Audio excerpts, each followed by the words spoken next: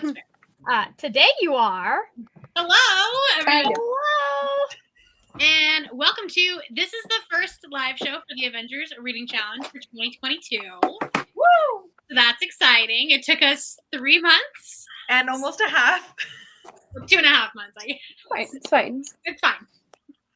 Listen, it's not my fault that my father was born on the day that we were supposed to have the live show. That's not anything I had control over. You're right. You're right. It's fine. This is a great day. That was a completely different Margaret that screwed us up. My grandmother's middle name is Margaret. Okay. That makes more sense. Okay. Well, welcome, everybody. I am Brianna, and why don't, since this is the first one of the year, why don't everybody reintroduce yourselves? That you're first, yeah. Mhm. Hi. I'm Cal. I'm from Retrieving Books. I guess I should probably put my name in the description. Everything's linked down below. Yeah. There's that. I'm still changed from the last meeting we had. I didn't even check my name. I just clicked enter studio. Oh yeah, because the graphic design wizard. I discovered that the hosts could change people's names, so I just changed people's names. I am Cal. I'm from Retrieving Books. I make book and dog related content, and I'm doing Veda next month. So I'm here to talk about WandaVision today. Yeah. All right, Margaret. Hi, I'm Margaret. I'm over at the Word Nerd, and I am currently completely unprepared for Veda. That's what we start this weekend. That's right. And you haven't can't started see me very well, can you? Because that light's coming in. Anyways, I make book content, and I have a TBR game. If you are looking for something that's a little bit more interactive, something that you can kind of role play with, or at least that's how I'm doing it. So. And you are the director of the Discord group. Yeah, I am. I'm a very absent director. I'm pulling in Nick Fury. And Cal is the chaos behind the boss battles. If you're mad at somebody, it's probably me. Yep. Thor. Honey Wash Day. My name is Michelle from Thor Wants Another Letter, also known as Thor as well. And I like to make content about Indigenous literature, romance, LGBTQIA+ literature, literally anything that I wanna, because it's 2022. That's right. And it's your channel. It's my channel. It's your channel. You can do what you want to. And the graphic design wizard that is Brie. Hi, my name is Bree. I've been addicted to books for I don't know how long. The last time I finished a book, it's been how many weeks? Oh, I think it's been like 2 or 3 weeks since I finished a book. So, Did Queen of Air and Darkness put you into a slump? no, I just That would be fair based on the way that it ended. But everything. I mean, Queen of Air and Darkness was Bree's first that book would be fair. of the year, right? Yeah, that was the first one I finished this year. I've just been slow at reading this year. Like getting once I'm reading, then I'm reading, but actually getting sat down and starting to read is the problem. Like there's just so many things that changed starting the new year, and it's just like I haven't adjusted entirely. I feel the same way. I feel like I've gone in these like ebbs and flows where like I will read 6 things in a week and then I won't finish anything in a week, and then I'll like, and I just like cannot get consistent to I read fucking nothing in February. It was like I read like 11 I read books. 14 books in February, and it was all in a period of 2 weeks. it was a book a day. I know. I typically finish 0 books for the first like 9 or 10 days of the month, and then I finish a whole bunch of them right like the last 3rd or 4th week. Yeah, I do that a lot. That sounds on topic. Or it's like every other month I read a lot more. But this year so far that's not been it. But you know, we're getting there someday. Yeah. But Sometimes your my brain just channel name needs is the fucking name that break. you see on the screen. But I talk about books like everybody else here does. Yeah, What? We And, talk about books? yeah, that's me. That's news. Hi. Okay, so we've kind of started talking about reading for the year. We might as well like kind of make this an over-encompassing year thing. So Yeah. we haven't had a live show up until this point. So we're still doing new boards every month, but we're not necessarily doing the entertainment factor or the boss battle factor or the live shows every month. What was January? I forget which January boards they were. We did M'Baku, Xiaoling, and Wong. That's right. I haven't finished any of those. I finished I all. still have to update my journal for that because I've still been just like updating for 2021, and then I don't have enough room for 2022, so then I have to put them into another journal. Right. I've got great. all my January babies. They're all collected. I finished Jolene, but I haven't finished anybody else yet, I don't think. But this year, I'm gonna do the Christine method or the Cal method instead of the Brie method that I did last year, just to change it up because sometimes changing up your method is fun. So I'm doing the Cal method and I'm just filling in after I read. I kind of am doing that Wow. this year too. Yeah. Because I'm doing so many other projects, either like on my channel or my TBR game and all this other stuff. So I can't focus on books that are like, okay, well, this fills this prompt, so I have time to read it. I'm like reading for my other projects and being like, oh, this fills this prompt, this prompt, this prompt. The only time I do that is when I have the only time I specifically target something is when it's like I have one prompt left on a board. I'm like, all right, find a book with this in it.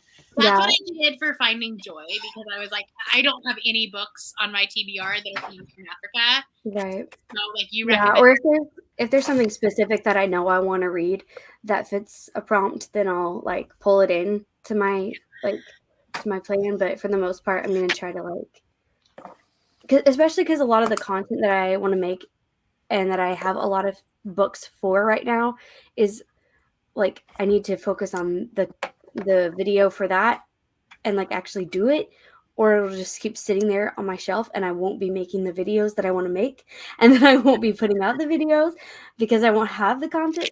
So because like a lot of my content that I have ideas for or plans for is like with the first time reading stuff like that I did like with Twilight, for example. I have a lot of books for stuff for videos like that, but I haven't done them yet because I've been like focusing on matching stuff up so much, and I'm gonna like flip that over and do it the other way around this time. I clearly was not really invested in matching things up last year, so who even knows what boards I have at this point, but I'm definitely focusing on it a lot less right now. Yeah. Right. It's one of my reading goals for the year, though, to get every single 20. Because I got every single 2021 board, so I was like, well, now I have to get every single 2022 board.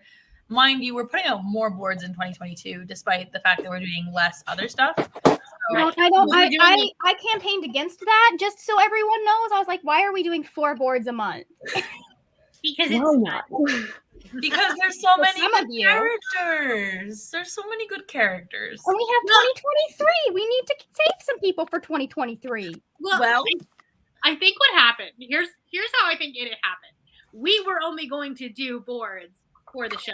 So we were only going to do February boards, April boards, and like that would correlate with the show. And then we were like, but actually we also want these characters. And so that's what is like filled in January and March and May. What we're gonna do, not do an M'Baku board? Well, yeah, that's fucking ridiculous. Like, Wrong. of course we had to. How do you not have March badness? Yeah. I have nothing else. I'm just saying this tea is really good. Ooh. I'm doing I like a vlog tea. where I'm testing out a friend's favorites, and this is his favorite. That's fun. Okay. So A+ review so far. Nice. Oh man, I just did the wrong thing. Nice. So we had then in February were all of our WandaVision. So what? So February we had all of our WandaVision characters. We had Darcy, Jimmy, WandaVision, Monica, WandaVision. Pietro. Please, Bree. Please, And- I'm watching it right now, and it will get stuck in my head if you do that. Well, And then I will have to come to Tennessee and murder you.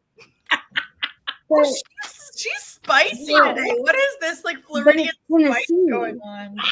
But it's Tennessee. Listen, my lieutenant Murdering governor the president clearly in thinks Tennessee. I don't get to protest things. We got some real fascists in charge of Florida right now. Yeah. Listen, there's I a lot of know. Florida that should just, burn. You're not allowed to criticize your legislators? No, ma'am. Get Come out. on, sea levels rise. Swallow What it. They should just be in the hell is ocean. that? I think maybe a guillotine would be a good idea in this case. What That's what how I in feel the about Russia South hellhole Dakota. is that? I'm serious. She's talking about the whole Disney thing, and she's like, "You're not allowed to. You have no right to criticize the legislature." And I'm just like, Was That's it literally the whole entire point of having a legislator. yeah. And also, corporations are currently treated like people. So You don't want to I be think- touched like a corporation, then we're gonna talk. I would be happy to change that. Happy to change that, because that means that a lot of the monopolies and stuff that they can't do anymore. But Oh, she mad today. She mad. We're in it I'm to sorry, win we it, left it so. at a very tense point of the final episode of WandaVision, so I might be a little high strung right now. I hope that tea is chamomile. It's supposed to be a calming tea. Okay, give it 20 minutes to digest. WandaVision. Okay, so let's talk about WandaVision. Perfect segue. I didn't mean to do that. It's a great Okay. thing. I love it. I get the So just how the light bouncing off of my page. How do we feel about not having the lives like we have in the past? Because I kind of miss, like, while I understand we can't really do like lives for like a 30-minute, 40-minute episode, I feel like I still like missed that community aspect of it. Mm-hmm. I was very rarely able to attend them because of my retrieving schedule. So that when we made one that like we made sure worked for all three of us, or all three of us, there's 5 of us. I don't know. You mean the I watch know- alongs, not the live shows? Okay. No, watch along. Sorry. I was so confused for a minute. I was like, Cal, you made it to all of Sorry. them. Yeah, I did Well- kind of miss that aspect a little bit. I ended up just watching everything at the end So did I. of the month, and I still haven't rewatched the last episode, to be honest. Mhm. It could have happened today, but a sleeping happened instead. That's fair. I literally Sleeping is only good. watched 3 episodes, and I was like, "Oh yeah, that's right. This happens." And I was like, "No." I watched them all again. I did watch them all. Yeah. Over like a period of a weekend, I think. I watched the I was first not 3. emotionally okay for a little. I watched the first 3 on schedule, and then the last 6 the day of the watch along. So I was totally planning on getting them done before the watch along, but things just got so busy for me, so I just quit it. Yeah, I was gonna do Well, the I'll watch along, but I rewatch kind of it. forgot what time it was. Because I forgot that there is such a thing as a time difference, and I should calculate math and things. I like went to sit down and I was like, really Wait a on top of minute. our shit. it's 6 o'clock I night just made now. It's We 6 are o'clock all night chaotic now. I was an hour late. And I was like, oh, I'll just watch it later. And then I We're didn't. fine. But everyone has watched WandaVision prior, right? Yes. Okay. I think this was a really interesting like this show is dark. We were kind of talking about it a little bit before like before we all went live that the Disney Plus shows, like, they really put their characters through the ringer. Like, this is not like light and fluffy Disney.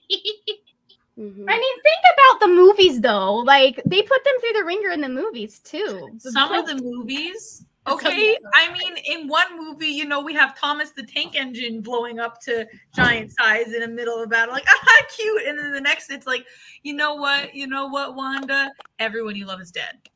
Yeah, you know what, Wanda? We're gonna make you kill the man you love. Like, I mean, the direct. Yeah. Well, I think it did it well because like obviously like that was like traumatizing for her, and then we didn't really do anything with it during Endgame, or not Endgame, but Infinity War, or they didn't really because she got poofed. Right. That's like they didn't talk about like the emotional toll that Infinity War and Endgame took on any of the characters until these Disney Plus shows. Yeah. And then they really started to like dive into the psychology of it. Mm-hmm. And trauma creates fictional towns.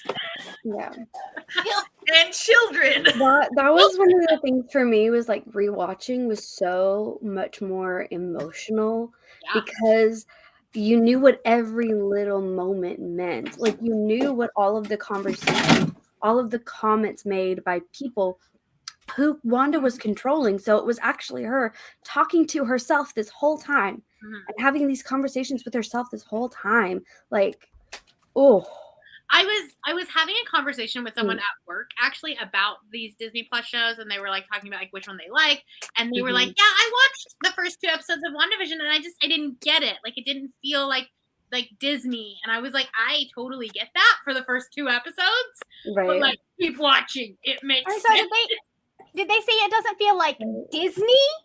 No, they said it didn't feel like because of like the emotional high that you're on after the movies.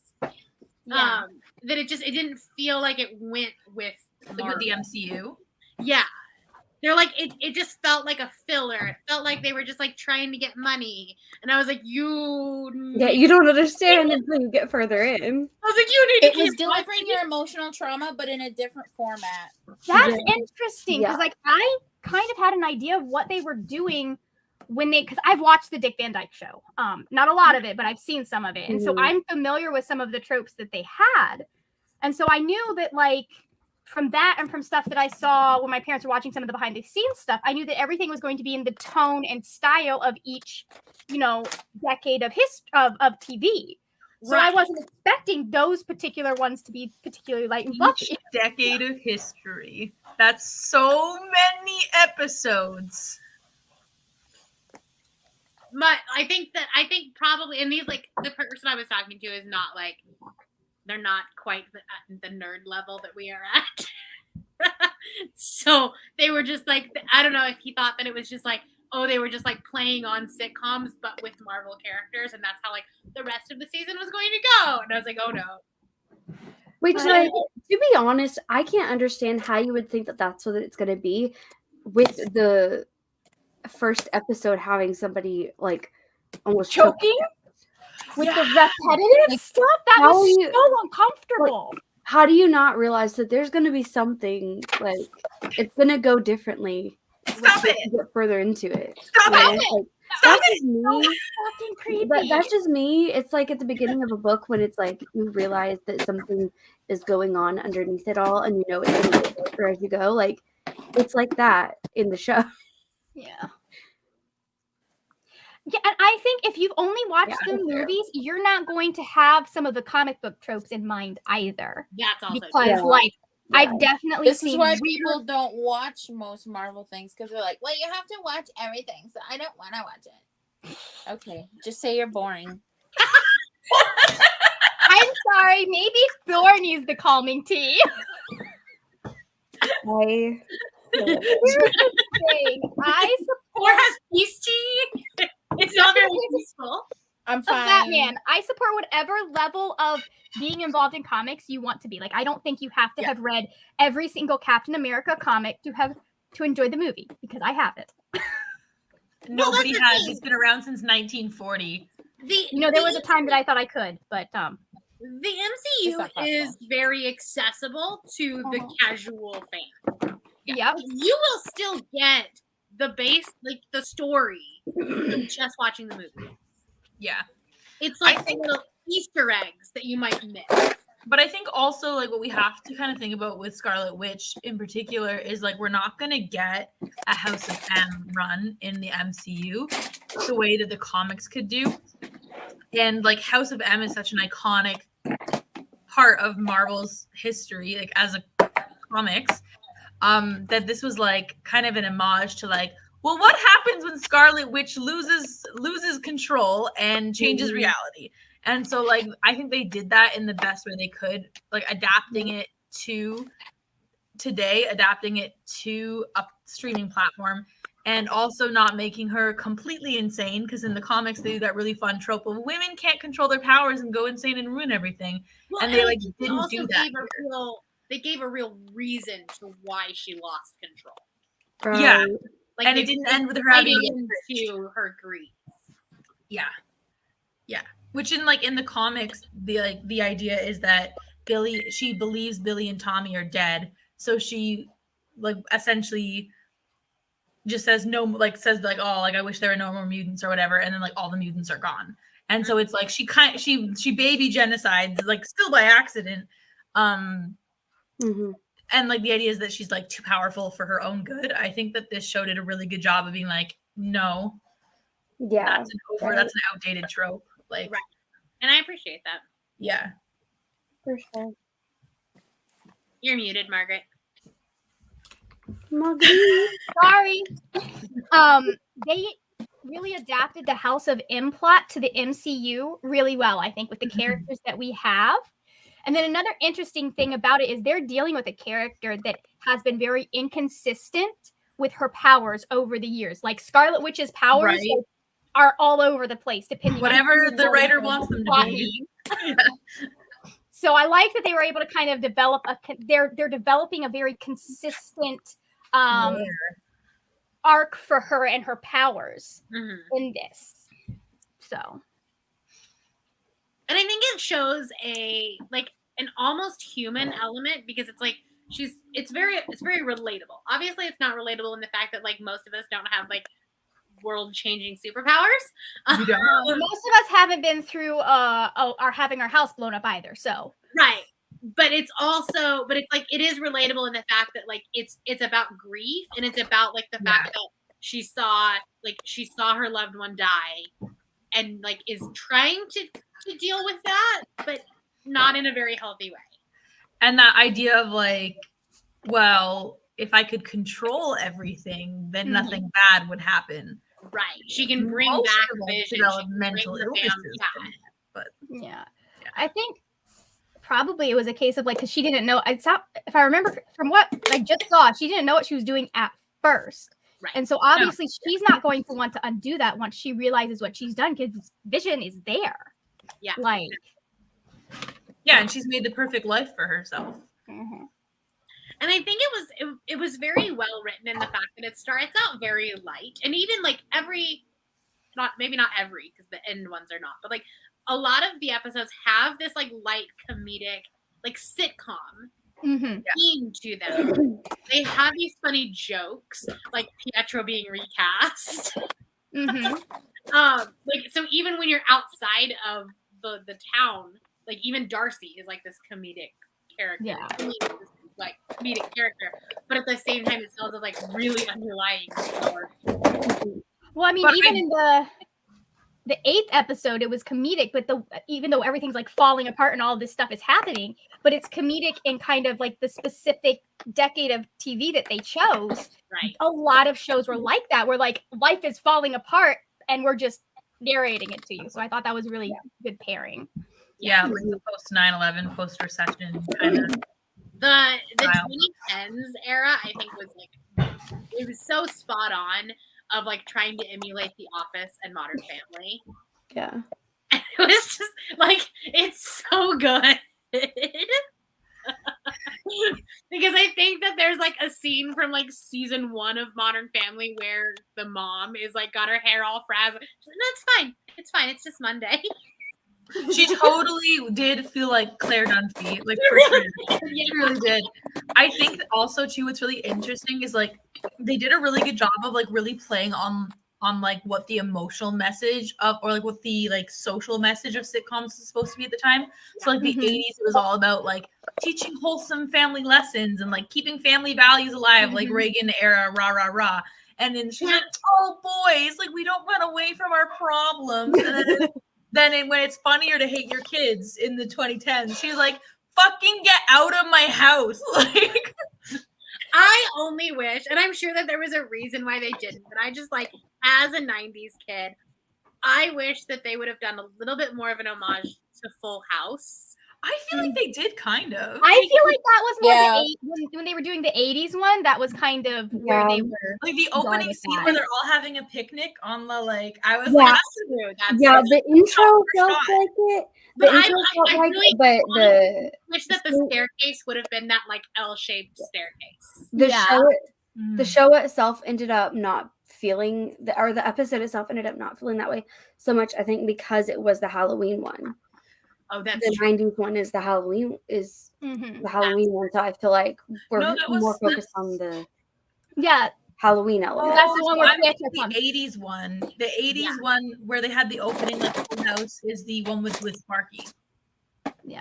Which did kind of feel like it because she even had her whole like Bob Saget moment of being like, well, like boys, like let's talk about the lesson we can learn here. And I was like, oh, Bob, rest Hold in on, let me Google when Full House. When was Full House? It was Well, the it late was 80s, 90s. early 90s. Is there I there like a whole list of which sitcoms they used? There's articles Somewhere? about it, but I don't think it's like official. It's like someone saying like, I think that this ties in because they really they didn't necessarily like pick one show. Yeah, Mhm. It was more of like the energy, the vibe, the which I appreciate. Yeah. So Full House ran from 87 until 95. Yeah. So kind that makes. of that like bridge. Can we also, as the resident theater major, can we appreciate like the acting choices made in each episode? So Oh, those were great. I especially loved the first two because like you could see that it wasn't like maybe this was bad acting, but you could see it was the actors just having fun with the characters and the tropes and the acting style that they were supposed to be. Like they were places where like you bad could tell acting though because I think that's accurate to the genre. time. Like Yeah. There was one moment where I was like, you can tell Elizabeth Olsen is having the time of her life playing this moment right here. Yeah. She's really fucking talented. Yes, she is. She's awesome.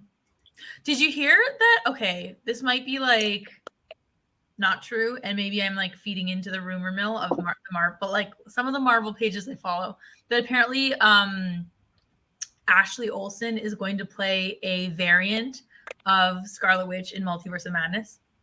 I mean, if I could do that, I would. I don't know why you wouldn't jump at it. But right, like, because I mean, the Olsen twins don't act very much anymore because you know all the They were burnt out. drama with their childhood. But like, wouldn't that be so cool if we had another Olsen in the MCU even as a variant just for like a second? I think that's so cool. That would be a really cool cameo. I think that would like, especially if like you're not really into doing acting anymore, but being able to do something with your sister that you weren't able to do as a child. Yeah, and something that's more about her than about the Olsen twin legacy kind of thing.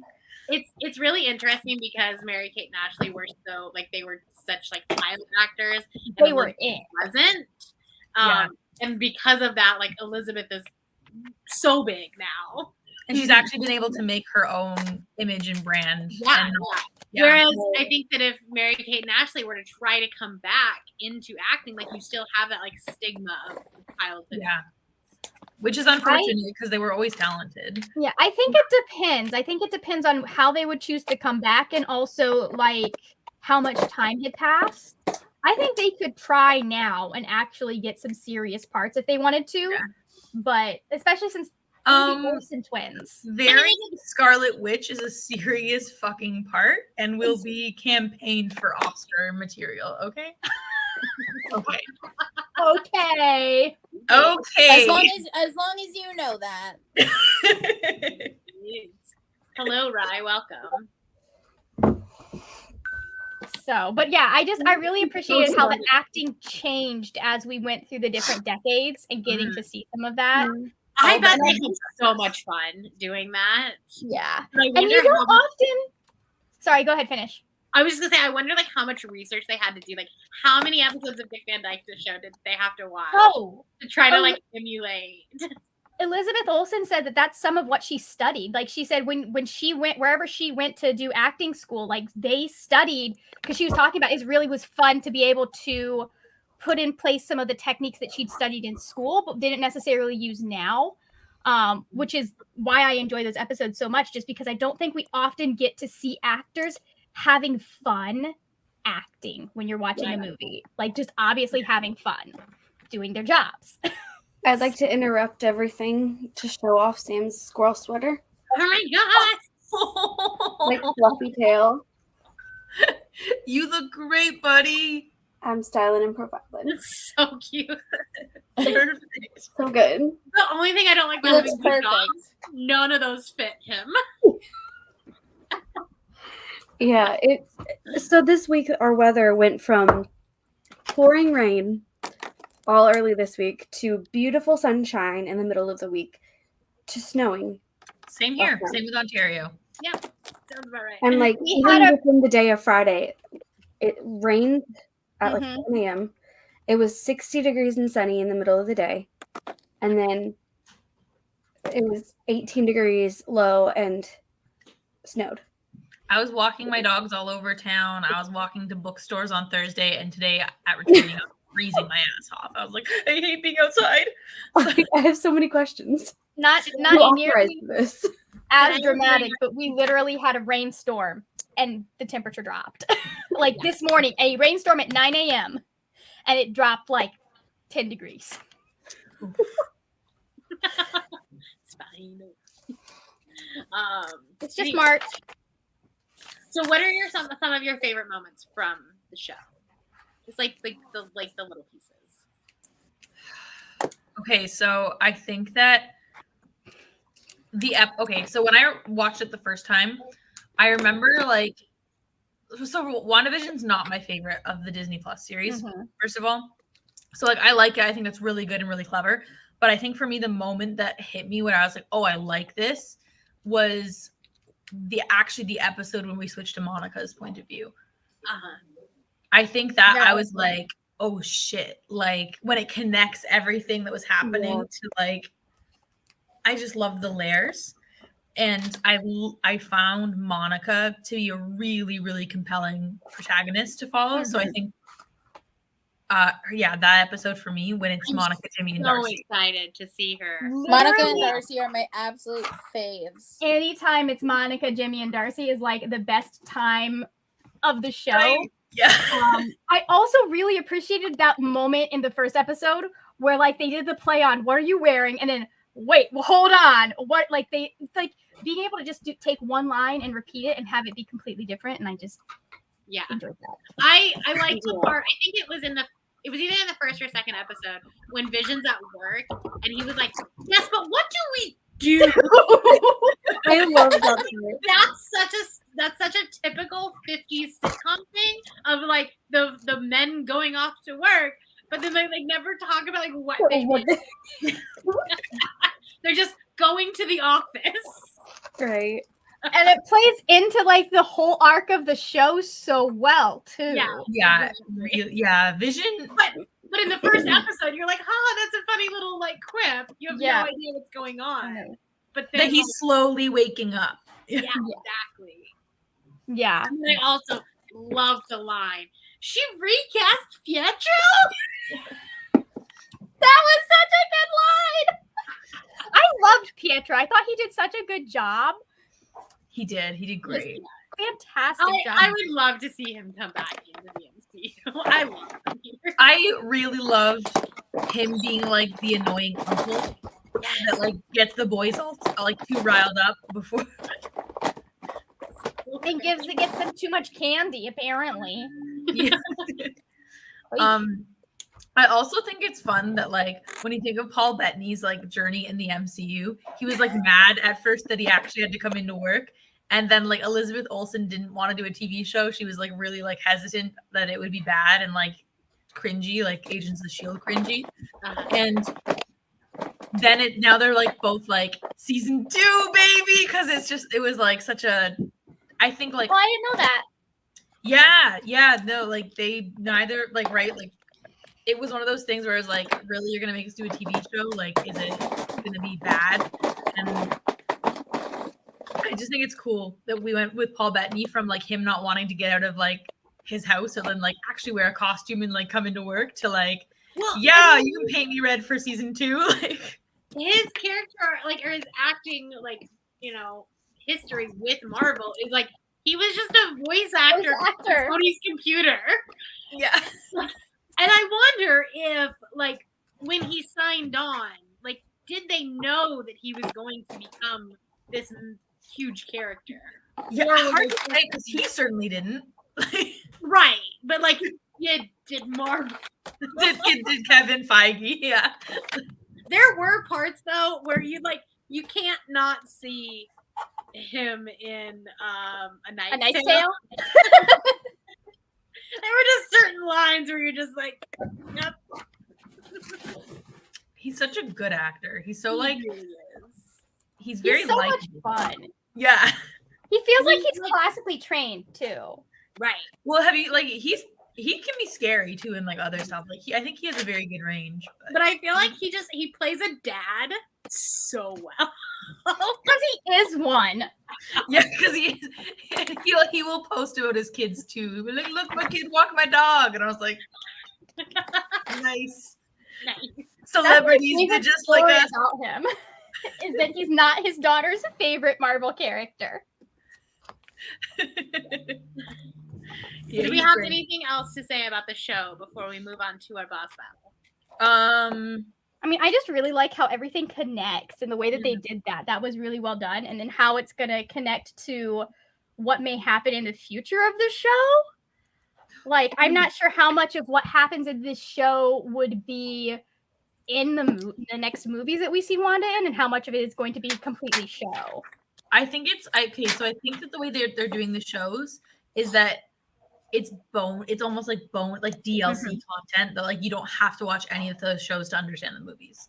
Yeah, but the thing like with White Vision coming back, that felt like that's a plot that's going to be expanded on. And then if you have, I don't think it'll be in the movie. I think it'll be in season 2. Yeah, well, I see that, but like if you have Vision come back and you follow that plot line the way it goes in the comics or anywhere near where it goes in the comics, how do you have Wanda show up past Multiverse of Madness without bringing White Vision back in? Well, and they might be able to in the movie, and they'll just like quickly recap. This happened in this little town that was created by just like even in the trailer for Doctor. Oh yeah, we're definitely recapping that. When he should have, I know what happened, and he goes, I don't care about that. I think it'll be like we'll graze over it in Multiverse of Madness, where she'll be like, sorry, I did a bad thing, and then it'll be like we won't talk about it again, other than her like line of like, when I do it, I'm a villain, but when you do it, you're a hero. That line, and then it'll be fixed in season 2. Like season 2, we'll do something that can lead into a movie, and then we won't see her again until after that. You know what I mean? I don't think there'll be like Wanda in several movies before season 2. Yeah. Can we all? Oh, this is a good point, and I think we talked about it a little bit in the chat when we were like actually watching the finale. Yeah. I don't think that this is done. Yeah. I don't think it's a season 2. But then also like that whole line about her, when I do it, I'm the villain. I think that there will be some. I also think you have to consider like she has done so much damage and trauma to that town. Do they even want her hanging around? Right. Like it's one of those things where maybe the best thing for her to do, even though there may be things that like she obviously fixed the situation, she can't fix the trauma. So the best thing for her to do is just get out of there and not re-traumatize those people. And when we see her in the Multiverse of Madness trailer, it looks like she's completely isolated herself. Like she's completely alone, which I think probably she thinks is the only safe place for her. Like I don't think there's much more responsibility that she can take past. I think if they would have tried to discuss her taking responsibility at the end of WandaVision, it would have changed the tone of the finale rather than trying to be a jumping off point for Monica and like that, and then also Scarlet Witch. I think if we would have talked about like, you know, Sword taking her in for questioning or whatever, like I think it would have changed the tone. Yeah. I don't think they're done with it. Yeah, I want to be the first time that they do something horrible happens, and then we deal with the repercussions, and hopefully we'll just deal with it better than we did with Tony. Any decision Tony ever makes comes back in a later movie. But also, let's just hope Wanda handles it better. The thing is, though, there's a lot of men in the MCU that did dumb things and bad things and just got to walk away without taking responsibility. So for our first one to take responsibility being a woman, that doesn't hit right. Like the fact that we don't have any effort from Tony, being the billionaire that he is, to do any sort of cleanup. Because if I had been in charge of S.H.I.E.L.D. and the Avengers and had Tony Stark on my team, I would be like, Tony, reparations. Yeah. You know who's working, picking up the pieces of Gotham City and like getting dirty and like doing the cleanup effort? It's Robert Pattinson. So I need everyone to know that Cal has been texting me nonstop about Batman since he saw it. That movie broke me, by the way. It's been the best time of my life. I have to make a confession. It's better than The Winter Soldier. What? No. It's a better movie. You're gonna have to change your whole brand. I know. It's a better film than anything Marvel's put out. Oh my god. But anyway, what's going on with you, Cal? You're a whole new person. I do have to say though about WandaVision specifically, I just wanted to touch on the scene where Monica wakes up in the hospital. Oh my god. Like, that was traumatic. Like that was Why did we do that? Effective way Marvel could have ever shown us the chaos of half the population suddenly reappearing. So good. Yeah. Yes. And that was also there's a lot of questions about how that took place. Like what if you were a pilot in the No, you're dead. Right, like people would have died. That's like even in the hospital. Do you come back in the middle, like just in the air? Yeah. I was hoping wishing for that. They were smarter than that, but you know, they probably didn't. When did they ever think of the repercussions? There's a lot of questions that are not. Yeah, he didn't say think about snapping everyone back safely into the comfort of their own beds. No. He just brought them back to wherever they were. But that's why Hulk. That hospital scene was so chaotic, right? Because like they run smack into somebody and like I think it would have been really kind of funny if you would have like woken up with like two people in a hospital bed. Oh, I'm sure that happened. It was also slightly traumatic when they're like, we're at capacity. We're over capacity. And I was like, shit. Yeah. This was filmed before all of that. Oh, yeah. But think about that, because all the hospitals would have had to downsize, all the schools would have had to downsize, everything would have had to cut everything, and then boof, everybody's back. Like, oh my god, we just got rid of those beds. You couldn't have stayed dead? Like, they might not necessarily have gotten rid of the beds, because the rooms would have still been there. They just would have had the same amount of staff. Yeah. If that makes sense. Because that's why, like, you'll see staff move if there's some sort of crisis going on. You'll see staff move because they have a lot of the time they'll have physically this space, which is what they've been talking about the last 2 years. They'll have the space, but when they say they don't have beds, they literally don't have people to be able to take it. Well, that was the issue with my surgery, because all elective surgeries were canceled the day after I had surgery. Not because nobody in the hospitals had COVID. It like the COVID rates were really low. It's that all the nurses were homesick with COVID. Right. Yep. Yeah. Glad you guys are doing the same thing. So, let's move on to the boss battle, which was creating our own little sitcom. I'm gonna be honest, I forgot to check how I did until like right before this. So, do you have Scarlet Witch? I believe so, but I'm not entirely sure. My goodness gracious! I'm sorry for making that board. So I wrote. Okay, so I need someone to help me with that too, because I wrote down all the things that you had to do to finish it. Does that mean I did it? If you did each one, like each section of the A plot, then you got Scarlet Witch. If you did it within the same decade for each spot, then you knock 3 prompts off. Yeah, like I read 2 or 3 books that weekend, so I think between all of the books I read, I got her. I just haven't sat down and like made sure, so I don't want to say. I just forgot 2 of the C plots, but That's other fine. than that, I did everything. Okay. You did way more work than you had to with that one too, because you like did everything.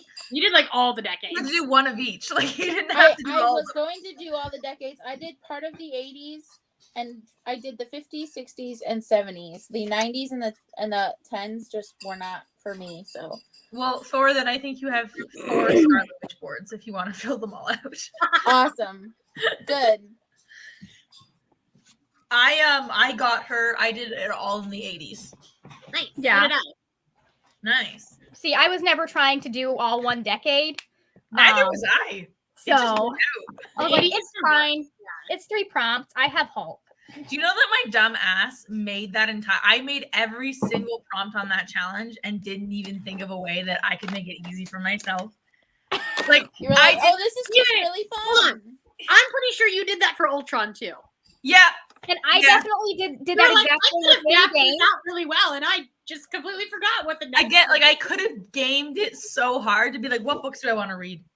A book with never Yeah, have I ever thought that far ahead.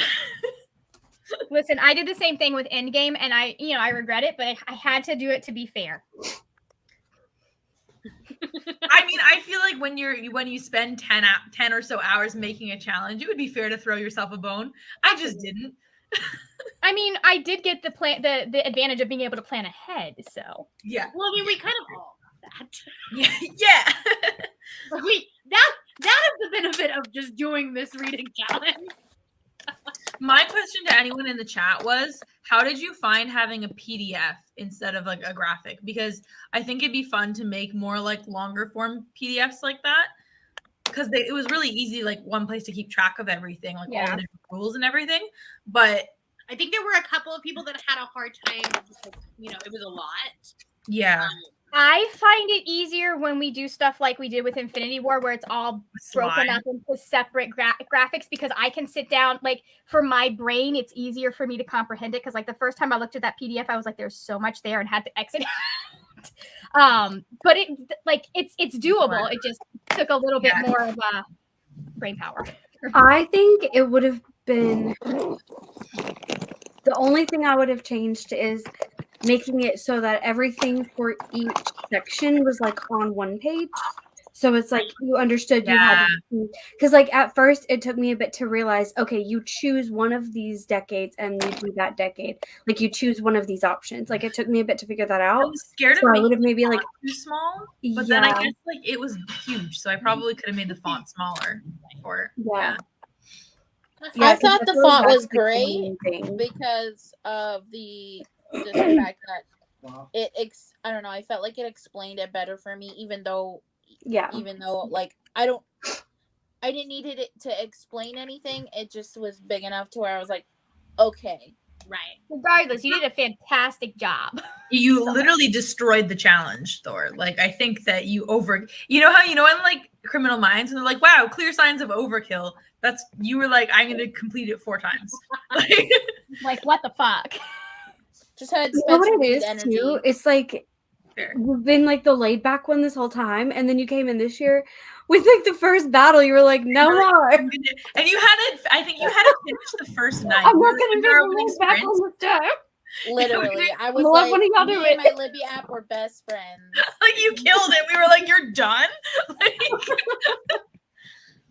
meanwhile, I cut it down to the wire. It ended midnight, like, and I finished it at 11:40. I forgot it was happening for the last I go to bed. And for me to be still reading at 11:40, I was desperate for that Scarlet Witch board. I'm like, I need her.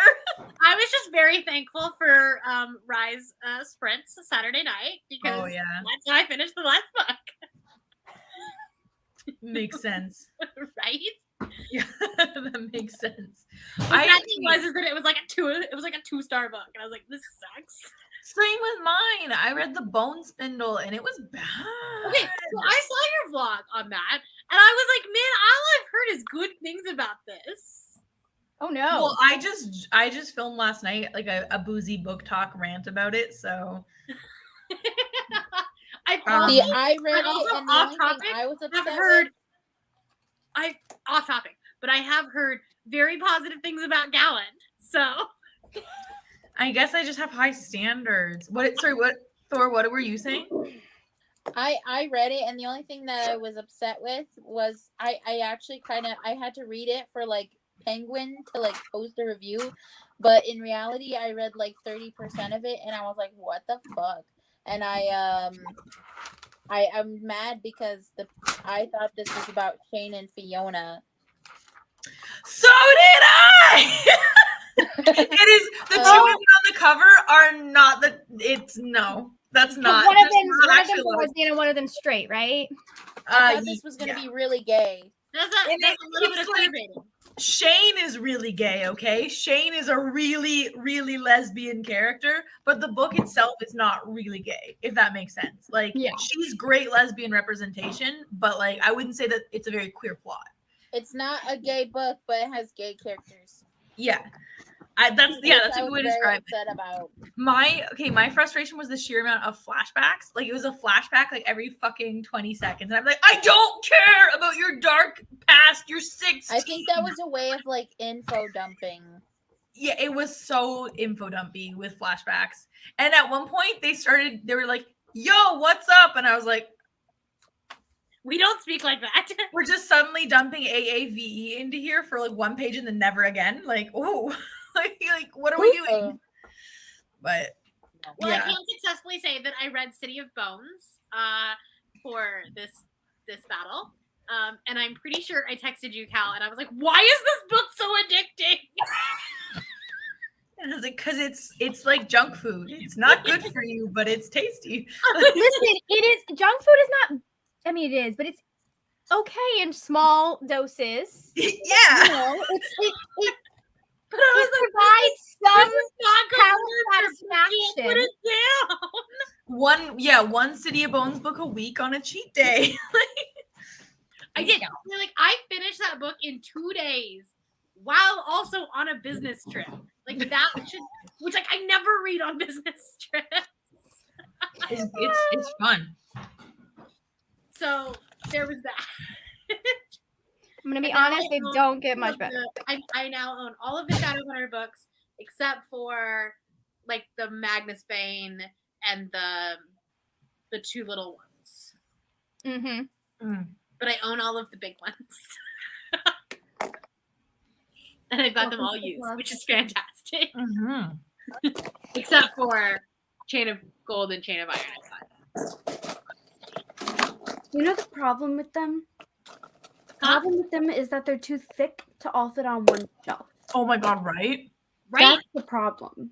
I mean, like they're all on a Billy bookshelf, and I Mhm. can't fit any more of them on. Yeah, and it's like you can't set them up in any aesthetically good way because to be able to fit them on there, you have to just be like in every little hole that you can make.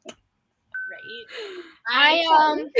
I'm getting the hardcovers. I have the hardcovers for a lot of them, and I want to get the paperbacks because I like the spines on the paperback. So I just gave up on having them fit on one shelf. Yeah. See, I That's what wanted the priority.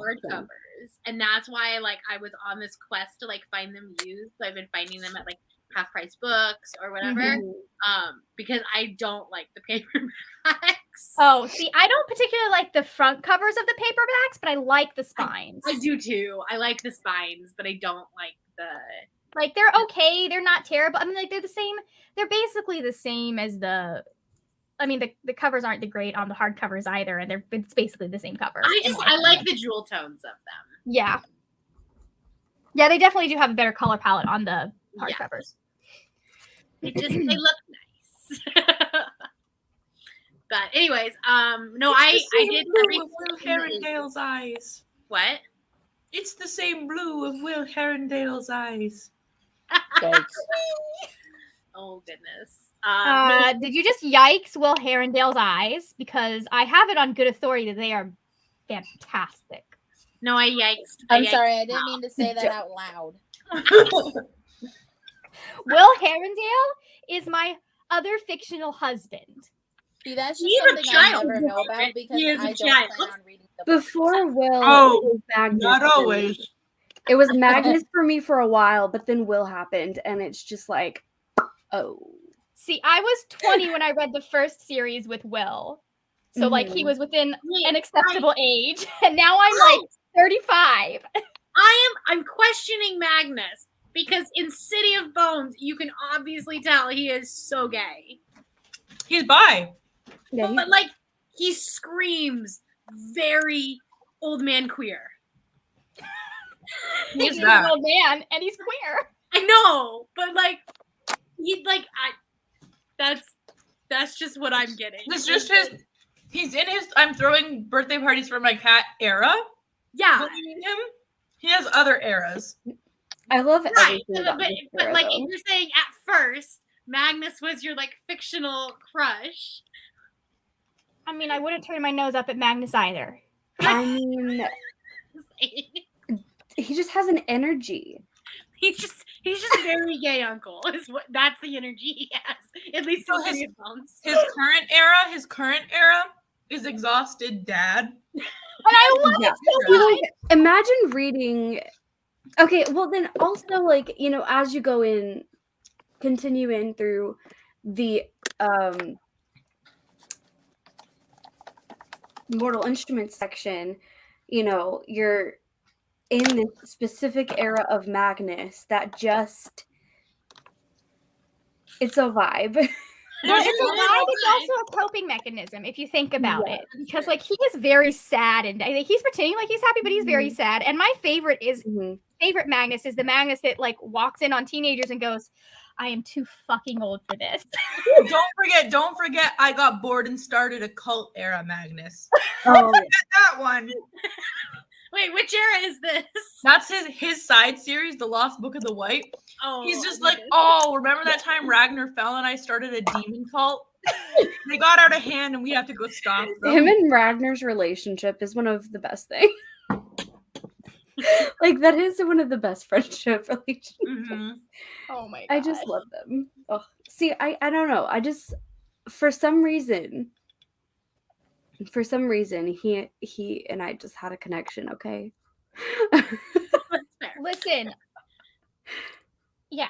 Anyways, they're not. None of them are options, but I would, in fact, date Magnus and be with Magnus. Alas, he is interested in someone else.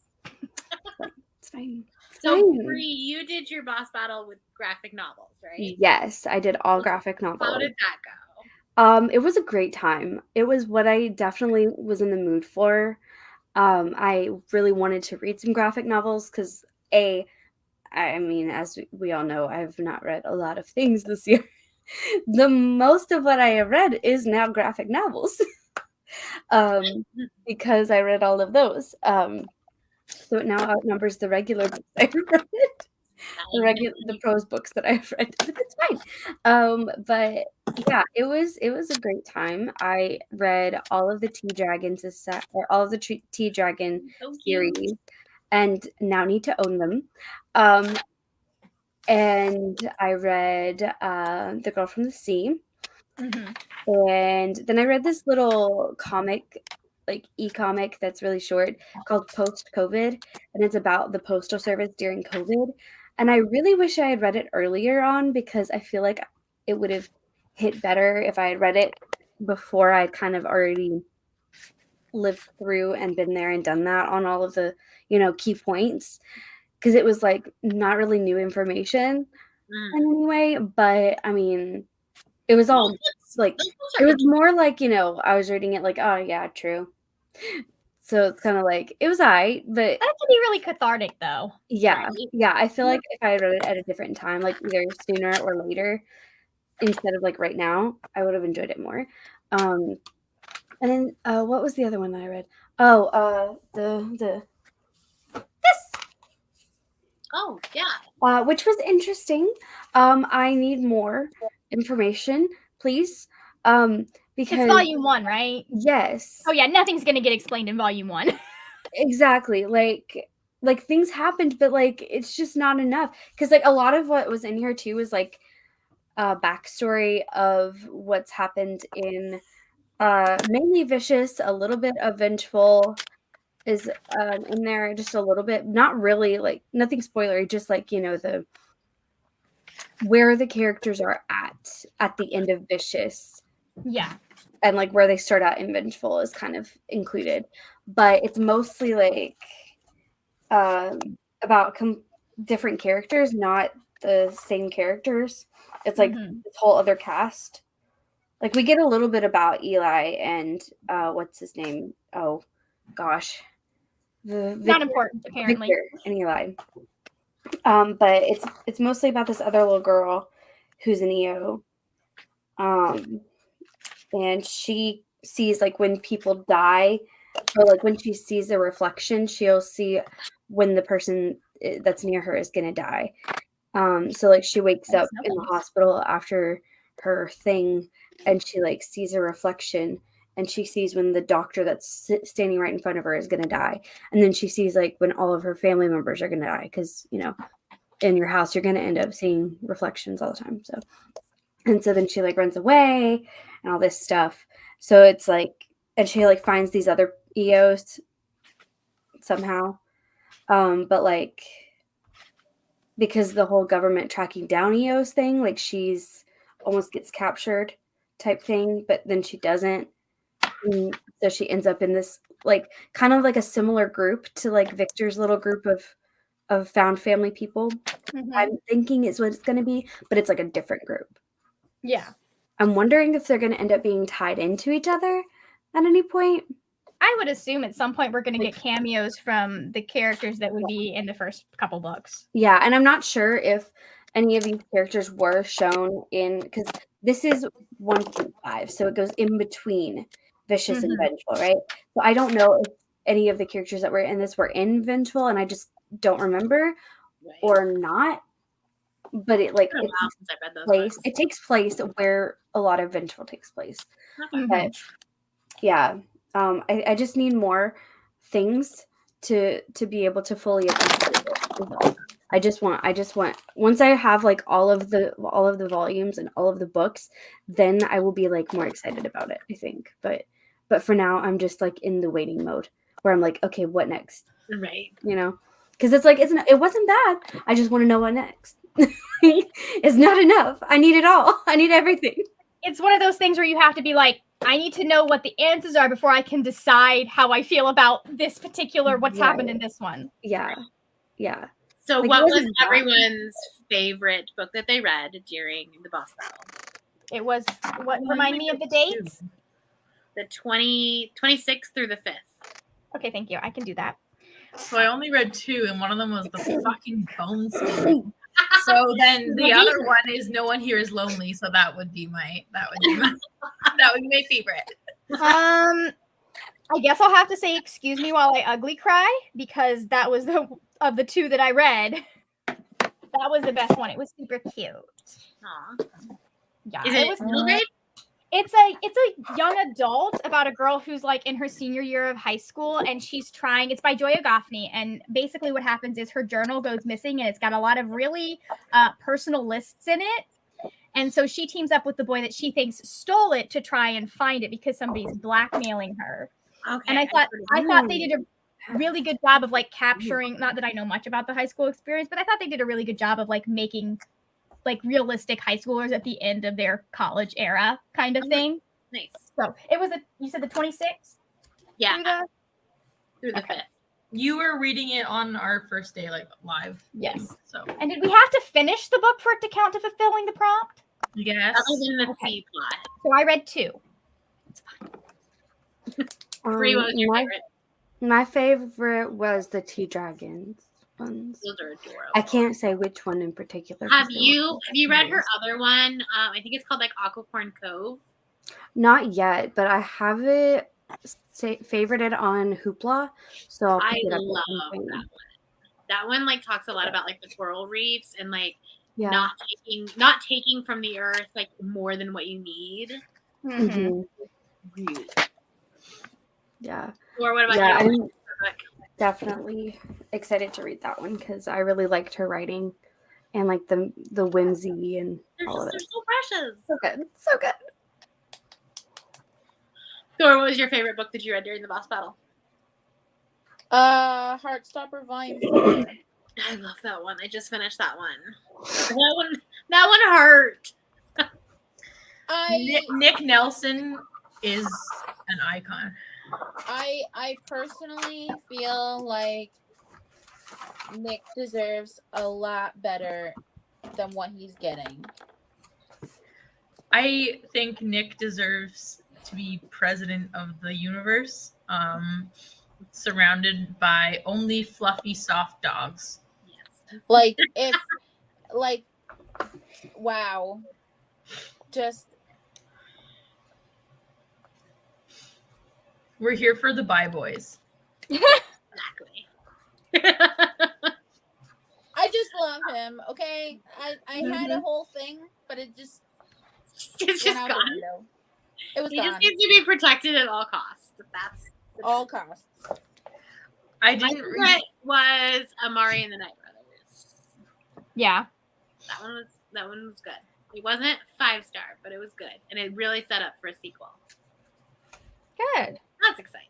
I didn't read a graphic novel during the boss battle, but do you want to see what graphic novel I'm reading right now? Okay. Yes. Yes. Hold on. No, you're just gonna have We to could be change buddies. I went out and bought it right after seeing the movie. Yeah, I ordered it after seeing the movie, and after you were like, okay, so here's what happened. I saw it on the Thursday it came out with Emma, and I left the theater and I was like, did my autism just intensify? Like, I literally was like, is this? Because this is like, I hadn't felt this way after leaving a movie since I saw Winter Soldier. Like, literally, since 2014. I left the film and I was like, was that the best movie that's ever been made? Oh. And then I was like, that's okay, a good moment. don't decide until Margaret's seen it. So then Margaret saw it the Sunday morning, and then Margaret's like, I loved it. So then Alex and I went Sunday evening, and I was like, yeah, it's my favorite movie now. We sat and talked about it for like an hour because I had to just, yeah. So immediately. Yeah. I So literally was like, and the way this happened was I was like, I saw it, and then Cal called me. immediately it was just like, I mean, like, have I to barely know. even get sent. I was like, is it actually good from a nerd's perspective? And then Margaret was like, are you saying you're not a nerd? I'm like, I'm not this kind of nerd. You are, in fact, this kind of nerd, just about a different character. Oh yeah. You're not the DC nerd. But yeah, it was so good, guys. And I'm just saying, maybe 1 month we do the Batman instead of No. Cal, you and I can do a Batman-themed readathon. We'll do our Okay. own thing. But just I'm the fine Batman. with themed reading. I exist. Thor, if you want to join in, you can. Our Pat's themed readathon. Oh my I would literally join. Zoe Kravitz themed What are you readathon. talking about? Oh, me and Kyle, this bullshit. Include me. All right. You'll be in the group chat. Yeah. Colin Farrell in hideous prosthetics themed readathon going, that's the worst Spanish I ever heard. They actually did a pretty decent job on his prosthetics. So good. It was so good. In my opinion. Like, oh, but they're hideous. But they're supposed to be. I know that like fat suits are an issue in Hollywood, and I don't know why they didn't just cast a fat actor, but they did a really good I job. saw some criticism about that. They were like, if you had to make a prosthetic to the point where they don't even look the same, Yeah. Well, but that's not the only hire thing it someone was. that is that way. It was also like his nose to be like, Yeah. and like his Well, no, lips that's were really fine. But like, scarred and I'm very against fat suits. yeah. Like, if you have a Wait, person who's that's in that? playing the character throughout their life, I understand justifying that there. But like Do they Tom have Hanks, why is Penguin? Tom Hanks playing a fat character in the Elvis movie? Right. Wait, Oh. who's fat? So I'll show you. I'll send a picture to the chat. Colin Farrell played the Penguin in the new Batman movie, and it's just like they put him in a lot of prosthetics. Yeah, and like honestly, because of the scarring and everything that he would have needed, and the fact that he would have needed to be bald, that makes sense to me. Again, it's the fact that we didn't cast a fat actor. Like we would have needed to put a fat actor in the same amount of prosthetics to some, like, for some extent, but like not the. But they also didn't play him as fat as like he's been in other interpretations. So it's not like, to me, it didn't seem like a He was more realistic, I think. yeah, he You know, seemed like kind of a cartoonishly fat normal character. like a normal middle-aged man, Mhm. heavier set body type. I think. Right. I don't think it was like. Which, like, there's a lot of actors that could have played that. Yeah, absolutely. I mean, yeah, there are. But like at the same time, I'm like, the performance was so good. I mean, it was. But especially still. in like superhero movies where like most people have to be fit. Like, Could have given a role to I agree. yeah. I agree. Yeah, I have like that. That was one of my very few issues with the movie, was that like I'm like there are actors out there that don't get cast in these kinds of roles because Colin Farrell is playing this, who would do just as good a job. This is disappointing. Mm-hmm. Yeah, I feel like I've seen an actor that looks like this. That's not like it's one of those things. I understand that they were going for the big name, But he's not even that big of a name. Like, Colin Farrell. I mean, he is, but he's not like Tom Hanks. Well, yeah, but like they were going for like his appeal from other stuff that he's done. But again, there are fat actors that could be that big if we would cast them. We would just give them parts. All right. Do we have anything else to talk about on the boss battle? Otherwise, we're going to talk about future group books and housekeeping. Okay. And then we'll talk about February's group book. Does Interesting. anybody have them to hold up? I don't have them yet. I They're don't. still on their way. I forgot to. I can place my pretend. order. I can I have pretend. I have some of them. Oh wow! This book. They're on the way, though. They're on the way. They're just not here yet. I'm just missing one of I ordered them, but I forgot. Like they were all in my cart, just waiting for me to hit the order button. That's why I sent that text or that message in the chat. I wanted to make sure before I hit order, but then I never did hit order. Keep talking. So I finally ordered them, but now they're Brianna's getting the books. They're not here. They're on their way. So I think I have like 2 of the Sorry. 4. I don't remember what they were except for the next one that we're doing. So I remember them all, but I just don't have them because I'm spending money on them when I have to. Not. yeah, I don't need it yet, so I'm not getting them yet. That's fair. Like I had other books that I had been meaning to buy for a longer amount of time. So Okay, so we have announced April in the Discord already, but we're going to be watching Falcon and the Winter Soldier. And so for that, we're going to be reading Tristan Strong Punches a Hole in the Sky. Hell yeah! Which I'm excited. I'm very excited about that. Great. Yes. I don't know anything about this. So if someone who does know something about this would like to talk about it for a second, go ahead. So it's one of the Riordan verse books, and who is the Well, no, technically it's a Rick. It's the Rick Riordan Presents. That's Kwame and Balia, right? Yes.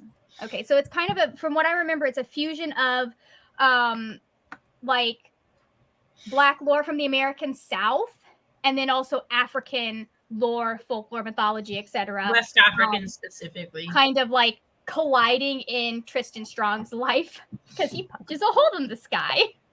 And it's the As you do. That's really relatable. Like I've done that. Every teenager punch the does hole in the sky.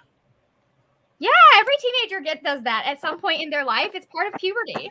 We've never had that And level there's a of map. rage. That's true. Oh, that's pretty. Wait, mine doesn't. I don't think mine has that. Very cool. Paperback. Yeah. Very cool. I mean, did I always have get to mine see in if the hardcover. bookstore had it, but they have the hardcover. I mean the paperback, and I'm a snob, And it's so purple. I want the hardcover. Yeah. It's purple, Margaret. It's purple. Yeah, see, even more reason I want the hardcover. I'm pretty So- sure like all of my middle grades except for Amari are in paperback, so that's why I did that. Well, I kind of tend to beat my books up a little bit, So it's nice to have hardcovers where I can put that slipcover on and it looks That's nice. true. That's fair. Yeah. See, I always just buy them the first time they come out. So if I buy the first book that's my rule of thumb. If I buy the first one in a hardcover, I have to buy the second one in hardcover. Yeah. So that way they all That match. That is also why I tend to buy hardcovers, because I don't want to have to wait for the paperback to come out. That's true. That's why I'm still buying Cassandra Clare hardcovers, because I wouldn't be if paperbacks were coming out at the same time. Yeah. I understand why we don't do that. And for June, we actually will not have a show. We'll be watching The Eternals. Mm-hmm. So those boards will be lots of fun. We don't have the book for this, but we're going to be reading Light from Uncommon Stars, which is a sci-fi with trans rep in it, which I'm really excited about. Mm-hmm. It's fun. Oh, there you go. Thank you. That By covers Rika Aoki. Yes. Thank you. And then in August, we're doing Loki. But you know what I just remembered? You know what I just realized? Huh. We don't have Shang-Chi in our schedule. So I thought about that and I was like, watch that one? Yeah. No, we made a board for Shang. But Yeah. we didn't put it We in watched the movie. our movie schedule yet. Ooh. So we may need to adjust, or he might need to be like the things. first thing we do in 2023 if we do 2023 stuff. We could But- also do Eternals and Shang-Chi Yeah. both in June and kind of do Good. it more like we did. We may not do like 2 boss battles. So stay tuned. Where does he fit in the chronology? um Infinity or post Endgame. yeah, it's not specific the way Okay. Eternals and Hawkeye and stuff are like. So we know Hawkeye's at the very end of the year, right? Mhm. Because it's Mhm. Christmas. yeah. The rest of them happen before that, obviously, and And then we have Spider-Man, which I still haven't seen. Spider-Man. Mad we about did- it, but that's fine. Oh, you mean the newest? Oh, yeah. Yeah, the newest one, because I wasn't going into. Listen, I will risk COVID for Batman. I love Peter, but I will not risk that for him. it was better than Spider-Man, so that's fine. Like, I don't know about that, but okay. I haven't seen it yet. All right. It And was- then in August, we will be watching Loki. And we will be reading this book. I This have is- that one. I have that one. Hold on. I have that one. This That one's is also purple. I know. Ah! This is really just mine and Cal's subtle way of getting everyone in the world to read this book. The book that we just really got obsessed with. We really And did. I have it, so you know. I also got this from them, I think, from Penguin. I can't remember. They were like, we want you to promote like this many gay books. And I was like, I can do that. Love Nice. that. This is much, much gayer than the Bone Spindle, by the way.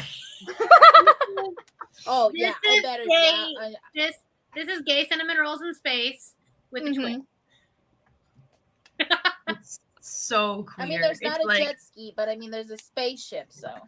Yeah. it's like queer to the point of like, let's have a topic about whether top versus bottom is like a fair and equitable distinction. Yeah, You know, it's like that kind of queer. Like it's philosophically queer. that is 100% a conversation in this book. You know. Sorry, my ace brain just shut down.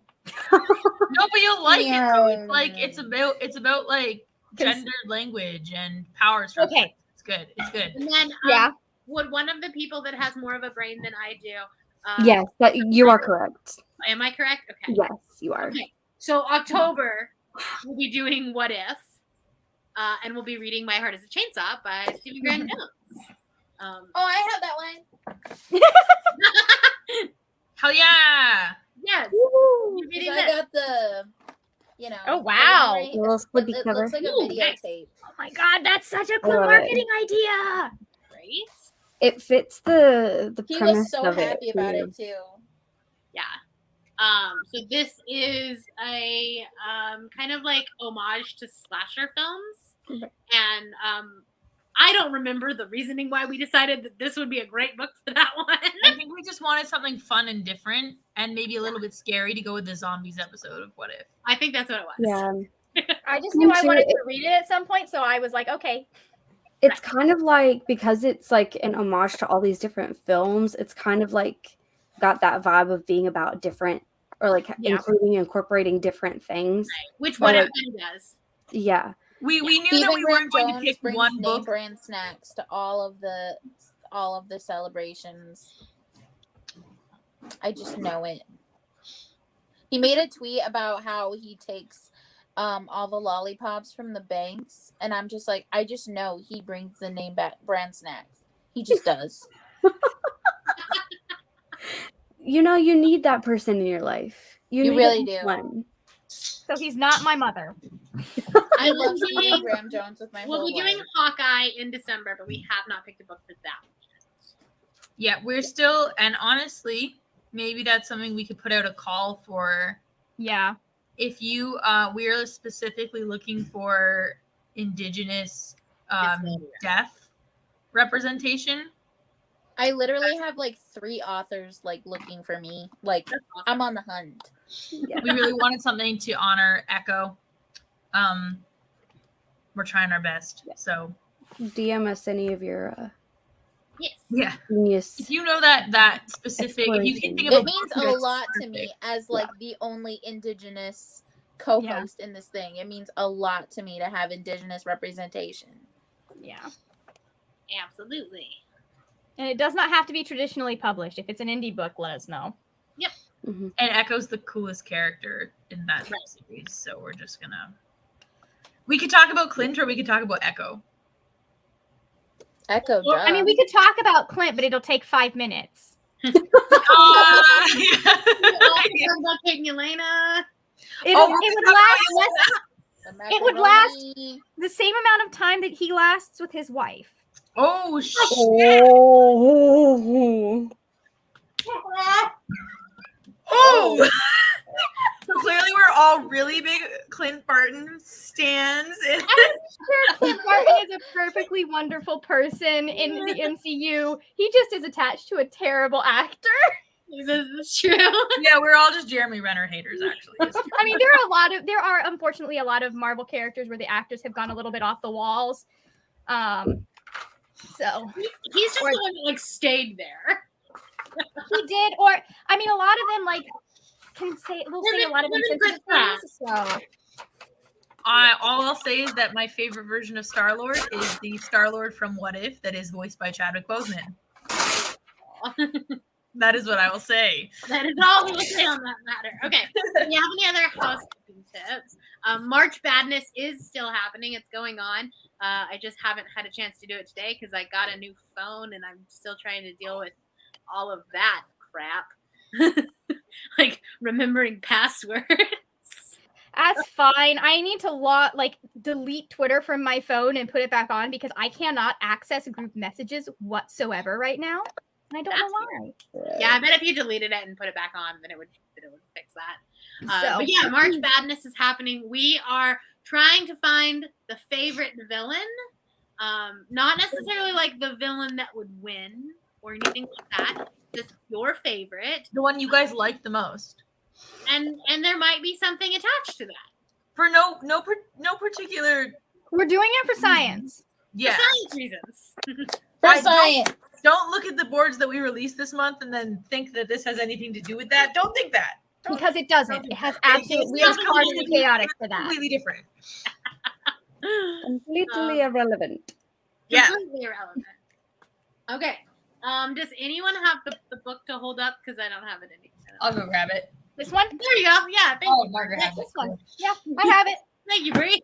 I am a great host. I am very organized. What did I rate this? That's a very good question.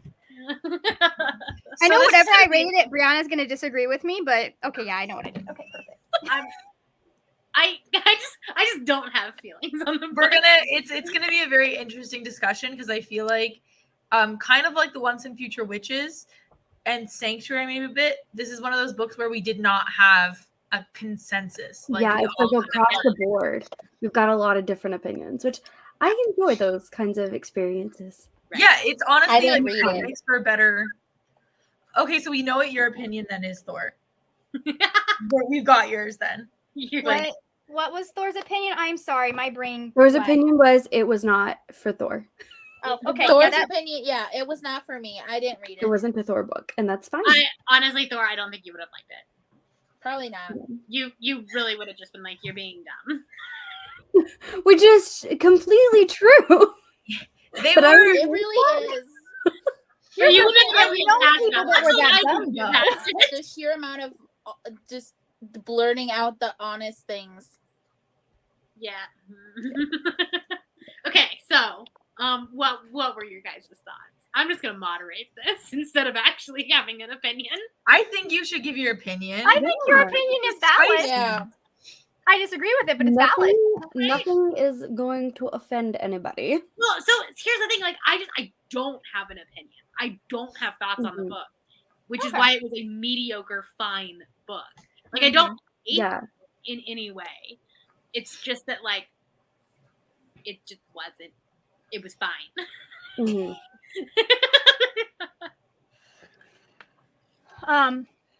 Cal. I hate children. And they were very child. Well, okay.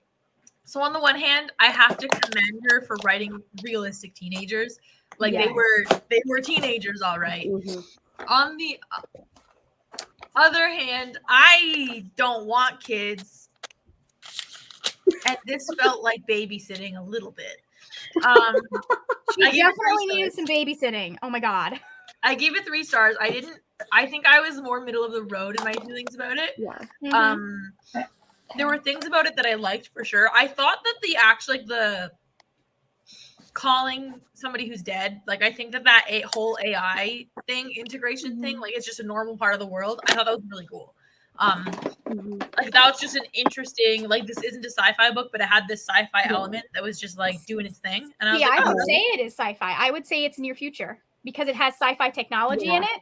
yeah. So it's like a futuristic contemporary. Right. It's like, yeah, it's a contemporary that's also a sci-fi, but It like lives in the same world like Slay. That's what I was about to say. Sorry, Yeah. the world is Slay. Brianna, I lost that. Like Slay. It lives in the Okay. same world as like Slay. where Yeah. it's like it's exploring technology that we don't quite have, but like you could see in it becoming realistic. And I Mhm. thought that was really well done, and like the consequences of that kind of system, especially with what's his face's mom, was like really Yeah. obvious to me. Yeah. Let me just say that when if I was a teenage boy, I would not be dating Eden. Holy shit. So I would disagree with you in the fact that I don't think that they were realistic teenagers or being 18-year-olds. They Agreed. did feel a bit more They 15-ish. are definitely. They feel younger than feel they're like played. 15, like Yeah.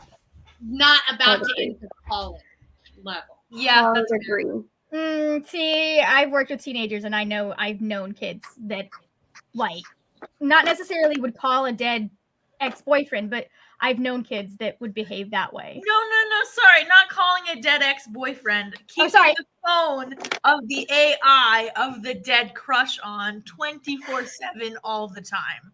Even when you were kissing somebody else. That scene. Oh my god. I don't know. That there's was something so about it, though, awkward. like, Can the someone explain to me awkwardness what with, happens? Like, Okay, so she kisses, like she goes on a date with her best friend's twin brother and leaves the phone on. So she's still talking to Will, Her like the coping AI. mechanism for all of this is just turning the phone, and I understand it because she's got a lot of change. She's just lost someone. There's a whole bunch of like she thinks her family is falling apart. So her coping mechanism for everything that's going on is to put this AI on and just have him on the phone literally all the time on her Bluetooth. It's pathological. like she's had like a friendship Including when breakup she is and all on this stuff. So she's like alone, Put her and in her Arkham way of dealing Asylum. with her aloneness is to talk to a computer, and it's like how. done that before. See, my coping mechanism was to have a book with me all the time. Yeah, but like you That's also a little, More a healthy. little less, but to put that like a to little like less problematic. I feel like. to put that in like the same situation, Bree, if you were on a date with a guy who you liked and respected, you wouldn't be reading a book while making out with him. Exactly. It's like Or maybe you would, maybe you're both into that, but like you're probably not. I mean, how are you going to read unless it's an audiobook? What are you going to do? Right? I mean, unless you like went on a date together and you're like, we're going to sit at Barnes and Noble and we're gonna read while we drink coffee. Like that's a cute Perfect date. date, honestly. Yeah. Okay, let's all go on that date together, all right? How's next Thursday for you guys? Sounds great for When me. we come to Utah, we're going on that date. Okay, great. Awesome. I look forward to it. But Bring yeah, Brian. the thing for me with like the awkward situations is like they're definitely played up from what I feel like the average person experiences in their teen years by a I bit. feel like this book could be a CW show. Oh. Right. A little bit, yeah. Except I feel like it's better written than the CW. So it's that bad, huh? I gave it 4 stars, so I really enjoyed the writing style, and I enjoyed like the You have to go characters. into it. I thought she was an idiot. Yeah, you kind of have to go into it expecting and kind of like in the mood for that kind of angst, or it will not work for you. Like if you're in the mood for Probably angst, why it didn't work like, for me. Is it'll that work. I just want to punch people in the face when they have that much like drama. like I sometimes enjoy a good angsty book. It was And also, dumb characters. and let me say this in the kindest words possible, the most monogamous thing I've ever read. It was so monogamous that they were both jealous over a dead guy. And I was like, yo, he's dead. Just You don't both need to of be them. fighting each Just other. both of them. There are 3 people that are being jealous over a dead guy in this. That's true. That's Okay, true. that's what I'm like.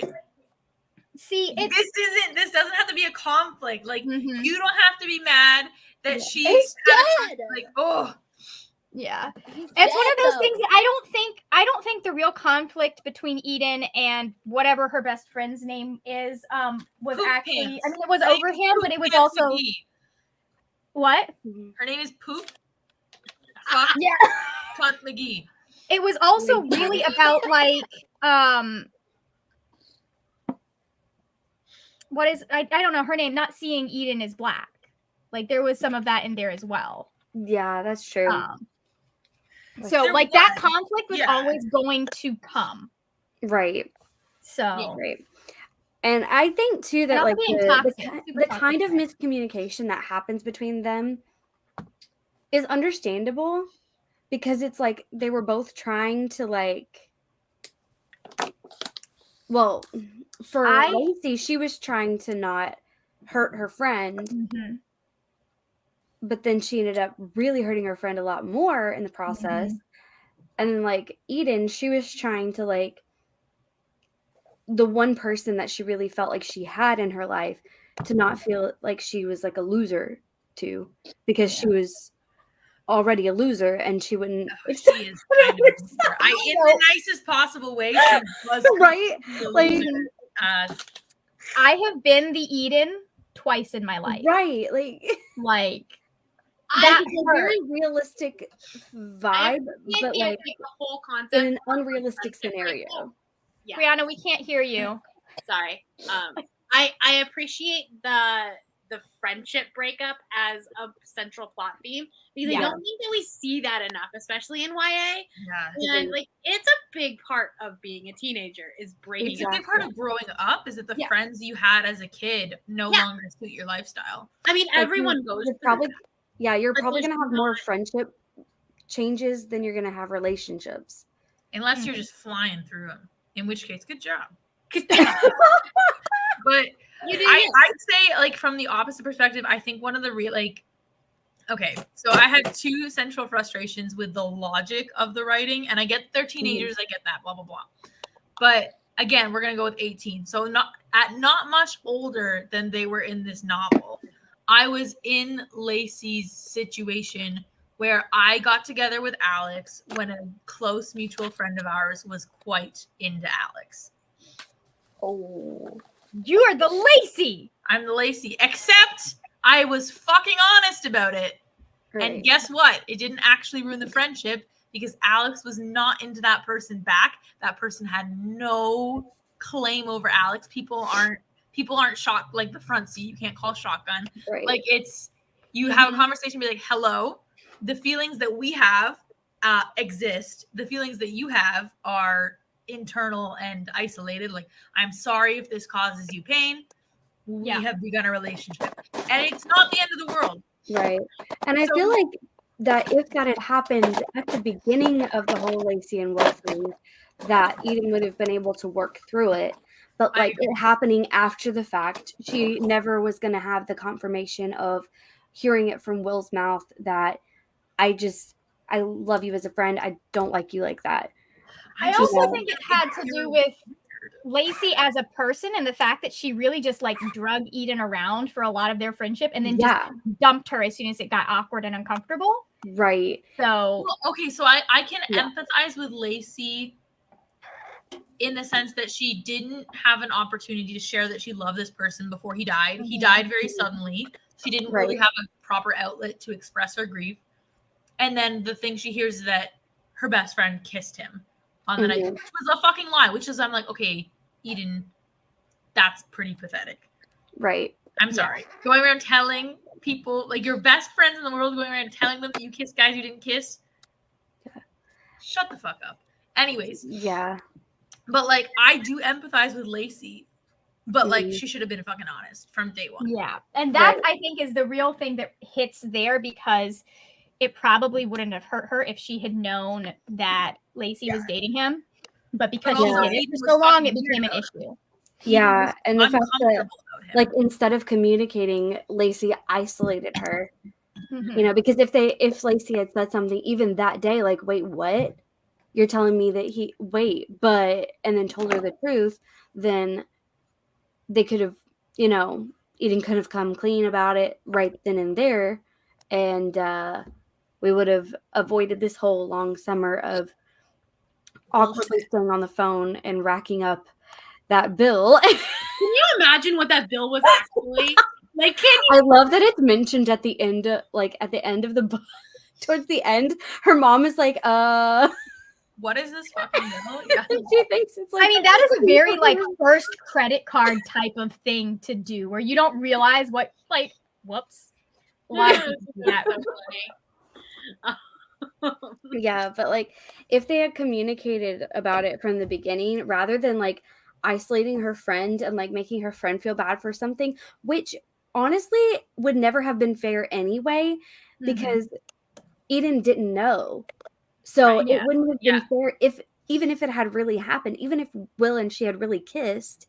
Yeah, not even that. She should have told her way before when they started dating. She should have been like, "Listen, I know you like him, but he likes me, and I'm going to." I mean, pursue that. And honestly, even with the whole drunken sleeping together thing, should have been open and honest about that, because you know, even if they didn't end up like falling in love together, if Will had been in love with Eden, you know, and that had been just a drunken mistake thing, then it still would have been, you know, something that she would have deserved to know. I mean, in that situation, so it's like, you know, just be open. She just wasn't a great friend, because if you remember, like Oliver talked about the fact that like people, like Eden talked about how she didn't have a lot of friends except for Lacey, and apparently it turns out Lacey's been going around telling people that Eden is her friend, and like that's it.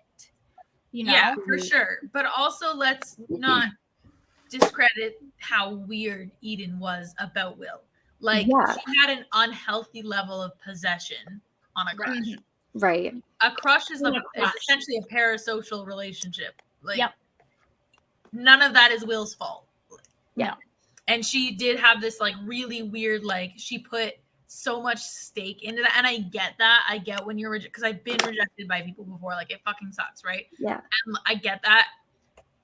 But, like, nobody else had to honor that. Nobody else had to honor the weird little fantasy in her brain about ending up with this guy. So it's just kind of like, Because like in reality, that no one honors that really. And it's like also like a high school crush. Like, honey, like you will get over it. You will go to college and you'll find out that Yeah. women are hotter. It's fine. It Like, doesn't It's true. feel that way though. I know it doesn't, but that doesn't mean we have to coddle her and be like, nobody else will ever date Will. Yeah. Well, and it's interesting that like, okay, so this crush is like so heavy and so strong. How was this her first crush? Like, did she not have like, you know what She I mean? seems like the type to latch on to like whatever guy like talked to her nicely. Right, that's what I'm saying. Yeah. So like, Yeah. surely she's had other. Yeah.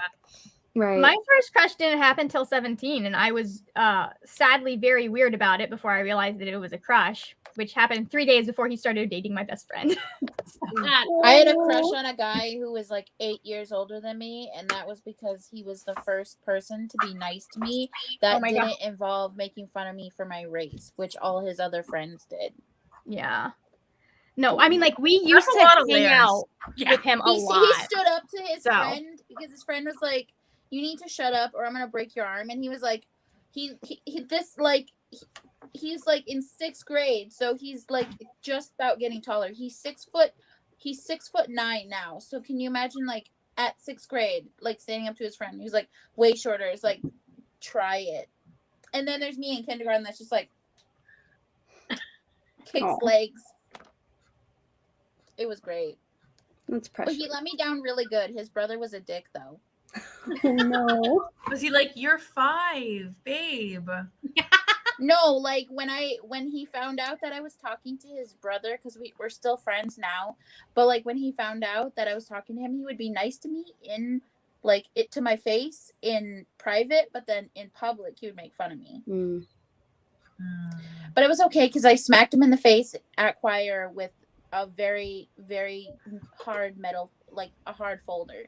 So it was all good. For you. When I developed a crush on Alex, I just came up with a multi-step plan to seduce them, and here we are. And yeah, Multi-step plan. Damn. Okay.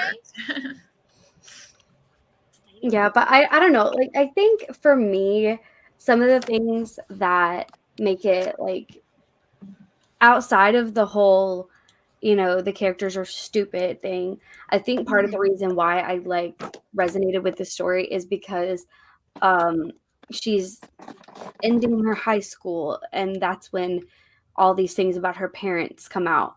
Yep. All these things about her mom come out, and kind of what happened to me.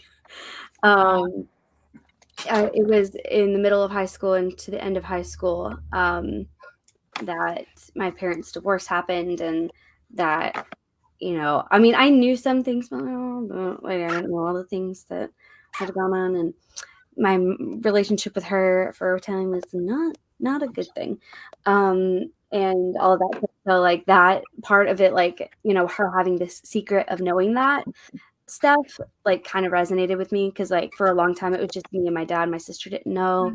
And so like that element and like how that affected her,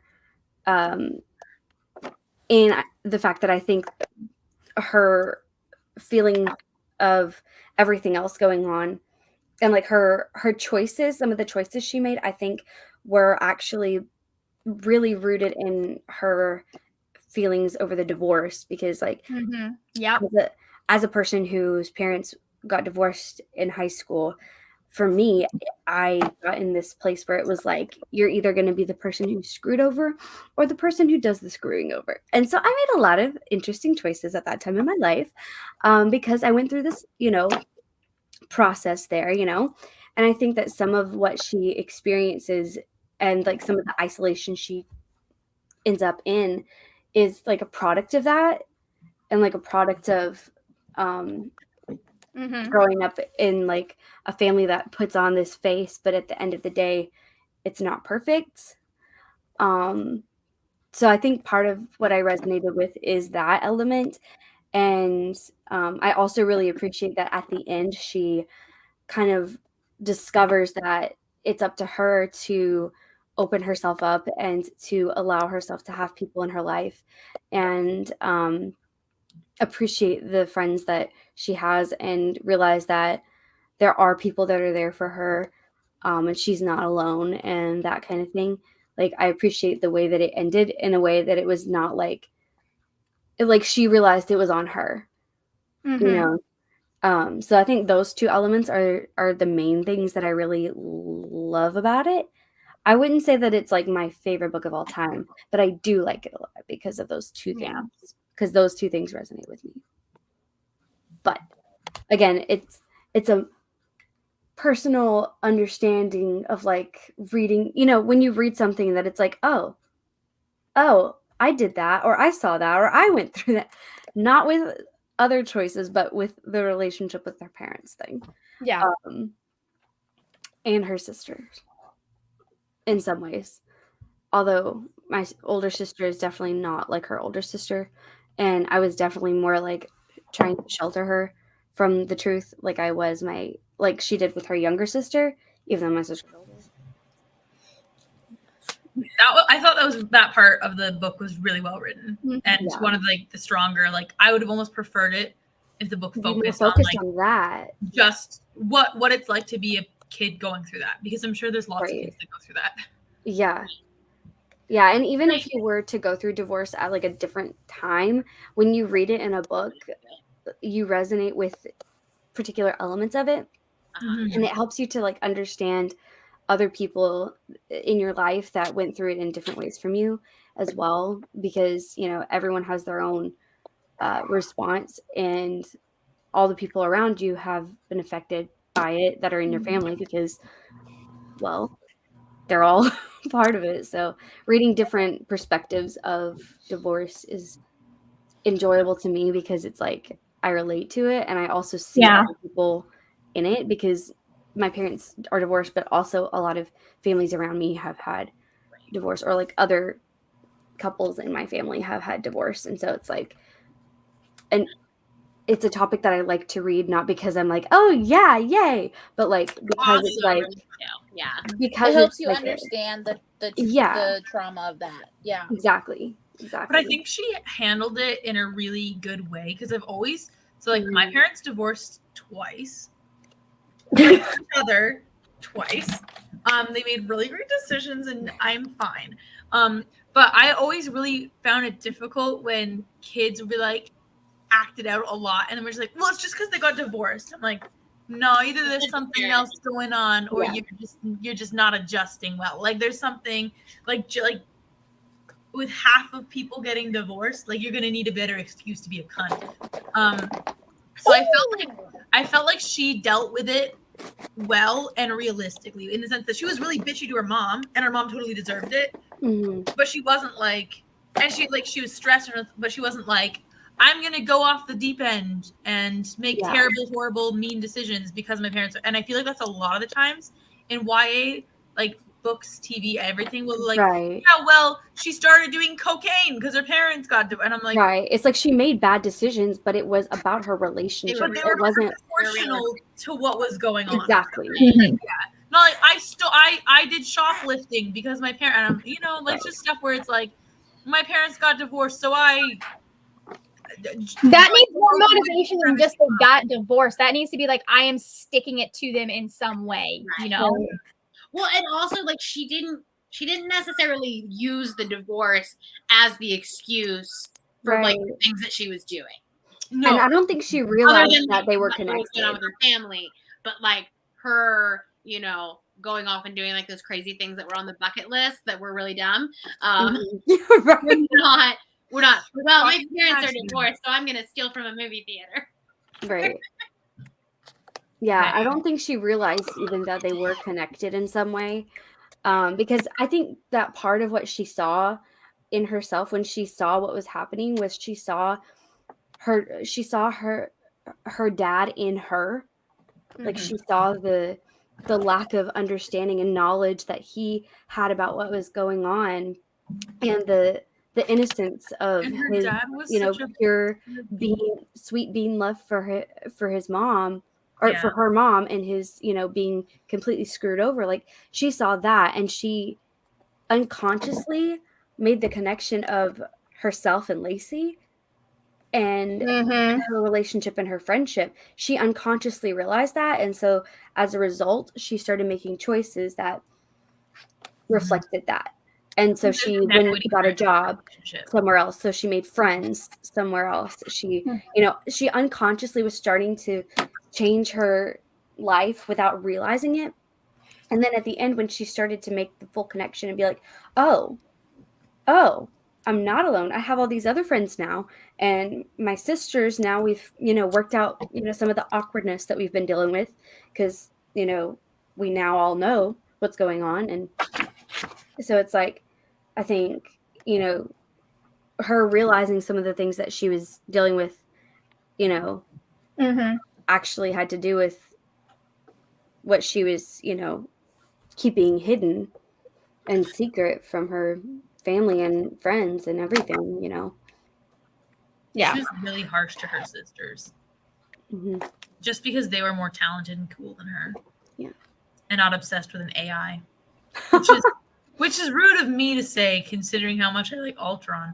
But I think that also on the phone with Ultron for 24 hours a day while I don't bring Ultron on my dates, No. Ultron stays at home. I feel like that also was another thing where a lot of resentment everywhere. A lot of resentment that she may not have known she was feeling was coming to the surface. Yeah. She was that middle child having to deal with like there was a lot of just like I never felt that way about my brother, but I have felt that way about other people that were homeschooled with me because I was continually compared to them. So, but also like don't hate on your sibling for being more talented than you. Get more talent. Yeah. Can you tell which sibling I was in the dynamic? But I'm just saying, if you think she gets treated so much better because she's so much cooler than you, then maybe be cooler. I don't know. I have to say that element for me as a younger sibling and as a person who was a very different personality and more similar to my mom in personality, or like not really similar, but like I have opinions and I express them, and I have, a vibe and an energy, and it's not quiet as my sister. And like I don't know, like for me being younger than her, she would go into school and she would have perfect straight A's. Like if I had a B on the same test, then it was, a whole thing. Like, I mean, like straight up full on lecture for the 30-minute drive home. That's shitty. That's really shitty. But also there's like and that's the dynamic I got. Right. Like, so for me personally, like I understand that feeling because, when you're being held to a very specific standard and it's like higher than necessary Higher and than you can do. Yeah, because like I mean, I'm sorry, I'm not perfect, and turns out I have obsessive compulsive disorder and didn't even know that was half the problem anyway, as to why I couldn't like function in some situations. And like, for me, it was quite the opposite, where like I was really naturally like I tested gifted in everything but math. Like I did really well in school, and I always like worked hard and stuff. And my sister struggled. She didn't even struggle more. My sister's very lazy. And she did struggle more than me, but like she just didn't put in the effort or do as well. But then she'd be like I was asked to downplay my accomplishments to make her feel better about her own lack of substance. Yeah, and see, that's the thing for me is like it wasn't even that we were in the same AP classes. I took college classes while I was in high school. I was in the search program. Like I was in all of these, big like top of the class. I was in the top of my class for everything, but because I wasn't exactly like my sister in certain ways, I was less than. But there's just less, like, I don't know. I will say that's probably one of the things that my parents did right with my sister and I is that we didn't do the same things, and so our accomplishments were not measured even though like we both did 4-H, we both did livestock, we both had like different breeds, so Yeah. we were never competing against each other. Mhm. And I think that like helped with that Yeah. because like Sarah and I were so close in age. Yeah. Like had we done the exact same thing, then I think it would have been really easy to like, well, she Mhm. she got this, you didn't get this. Yeah. My parents are really But good it about that wasn't- with like me and my brother. Yeah. Not It like wasn't always that way for me with like everybody or with everything. Like, and my sister never felt that way. But I think it's partially to do with my mom's side of the family. The firstborn is the angel, just on that side in general, and is the special one, the golden child. So I think it unconsciously has shown up a little bit. My dad isn't that way. And I don't think my mom is as much that way now as she was then. And I don't know if it was other things going on that like caused her. I don't know. But yeah, it was like particularly mostly about my grades and stuff, as if my, getting a B+ or an A- or, not getting 100% on the same thing, getting a 98. Yeah, just like, or like forgetting something. Like heaven forbid I forget things. No wonder to have everything with me at all times. No wonder I'm the bag lady now. I remember being told a few times not to tell my sibling and my step sibling what my grades were to not make them feel bad. That's upsetting.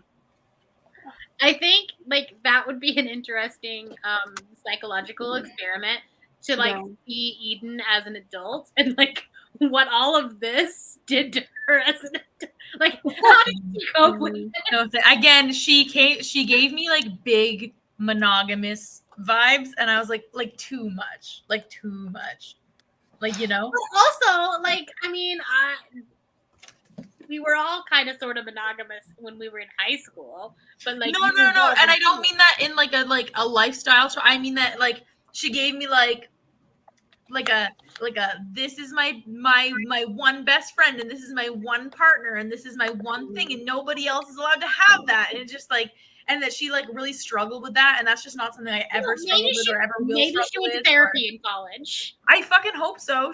Right. Yeah, I fucking hope so. I mean, for more than again, the one best thing was kind of engineered. Yeah, I know that, but I'm still saying I can't handle that energy. I can't handle anyone needing me that much. I can't handle any I have that for Cassie. That's it. That's the only person in my life that gets that. And not even, because you still have Briar. You still have Briar and Marcus, so living in this house. So yeah, no, I can't.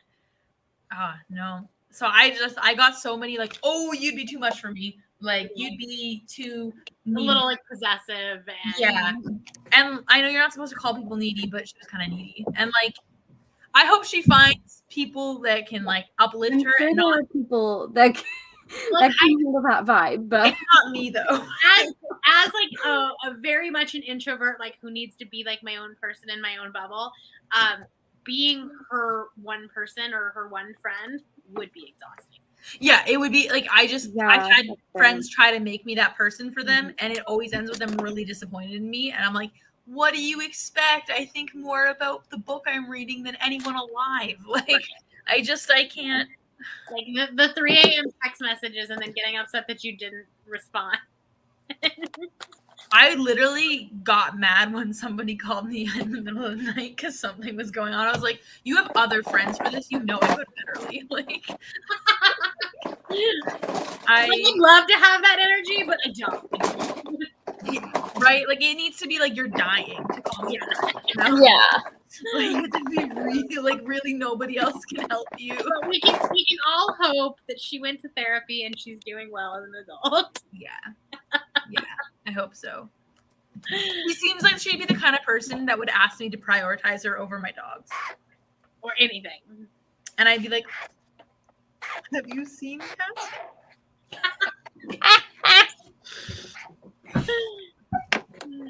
Right. And and then get mad that you'd be like, what do you mean you're spending all Saturday with your dog? Right? Don't you want to hang out with me? I think That would have been me 10 years ago. I think that's kind of why I like the title, is because it's literally like tying in the end. Because like all throughout the book, you're like watching her be isolated and like realizing that it's her own I did like her that. own mindset that's I did like in this bubble of like thinking that she's supposed to be this one person's one person, and she's supposed to have a one person, and like for each category in her life. Like I think How do you go 18 years of your life thinking that? I don't know, because like especially when you have siblings too, because Yeah. the logic I always use is like, Mhm. well, do your parents fucking only love one of their 3 kids? Yeah. No. I think it's something that we see sold in media a lot, because I remember feeling that, like, because I've never been, I've had best friends, but I've never really been my best friend's best friend, because they've all had sisters. Yeah. And so like their one person is their sister. So, I can't even imagine that What's world. that like? that is my life. like, My life.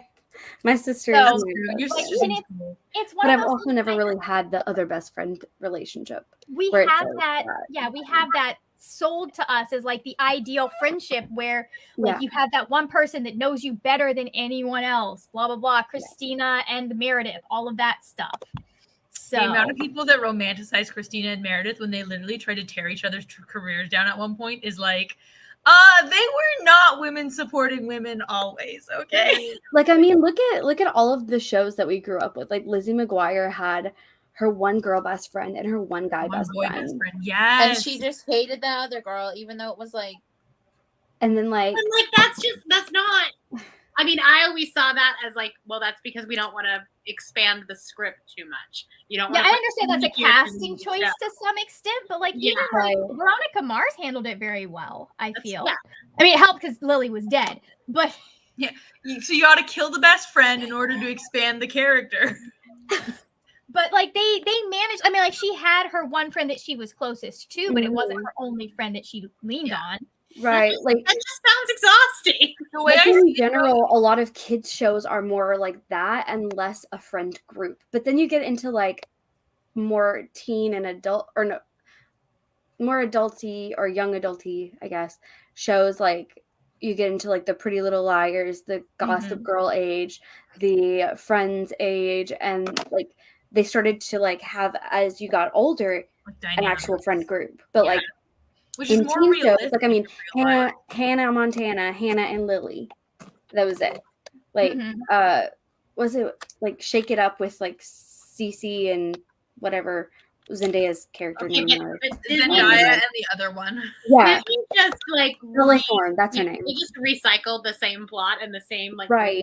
for every show. So like I think It was like always these pairs. the way I see it is like every relationship in my life brings me something different. And Mhm. like I can't imagine like deciding that one person had to do all of that for me, because that's an incredible burden to place on one person. Yep. Mhm. Yeah. And it's, I mean, that why do we have 5 people in this group? Because we all bring something different. Like it's, you know, if it was just 2 people, like that'd be stupid.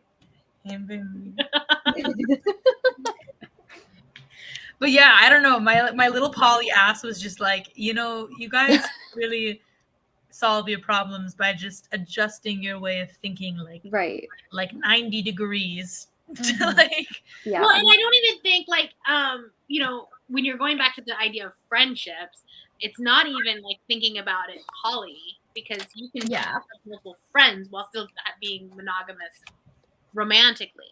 But I think that's the idea of like we think of this idea of like a soulmate as like being one person, and that is definitely the media's fault. The media for hundreds of years have portrayed like the soulmate, the one. I mean, it's nice when you find And one. when but you like, are- yeah. But like that's so boring. There's so many billions of people on this the planet. thing is that you can have multiple soulmates and they all bring something different. Mhm. You have platonic soulmates, you have romantic soulmates. Like I don't expect Derek to be everything for me, and I'm Yep. not everything for Derek. You can really love one movie for 8 years, and then on the 8th, almost exactly 8 years later, minus 1 month, 7 years and 11 months to the day later. Robin The best Pattinson. tie-in. That was the best way you could have tied that in.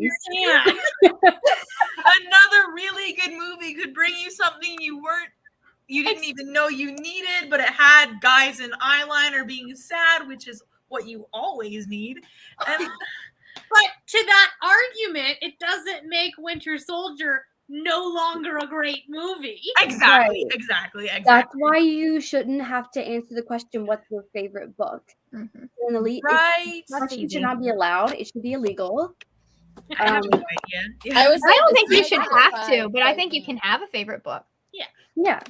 But I think that there's like I think it's always funny when someone will ask it, especially like from the non-bookish world, when they'll be like, "What's your favorite book?" And you're like, Mark of Athena by Rick Riordan. "Book recommendations? What are those?" Or Can you at least narrow what, it down to genre?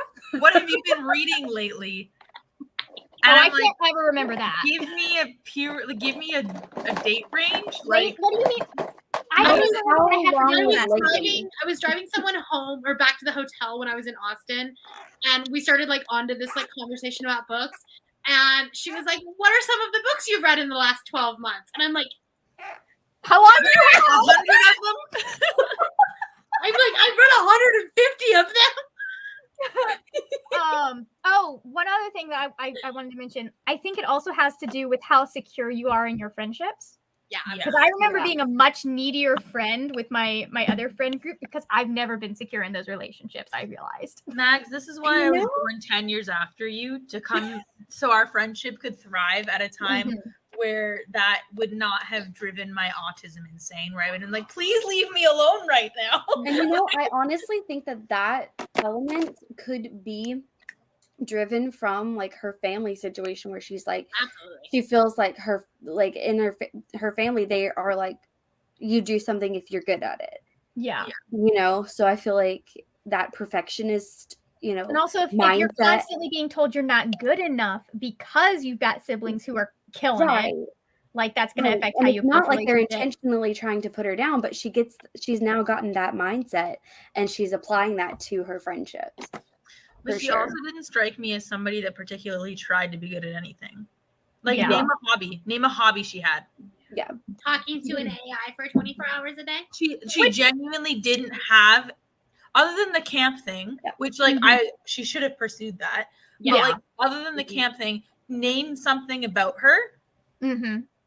Right. Which I actually think we need more books about like mediocre main characters who are just kind of thriving being mediocre, because I think a lot of it is like we have a lot of stuff both in fiction and then just pressure in real life that you've got to find your passion, you've got to do this, you've got to live big. If you're not, like, especially coming from a Christian background, if you are not like the big name doing great things, what you're doing is not useful. And it's one of those things I'm like, we don't sit down and like romanticize the quiet life with people who are just minding their own business. It's not that she was mediocre, it's that she did nothing.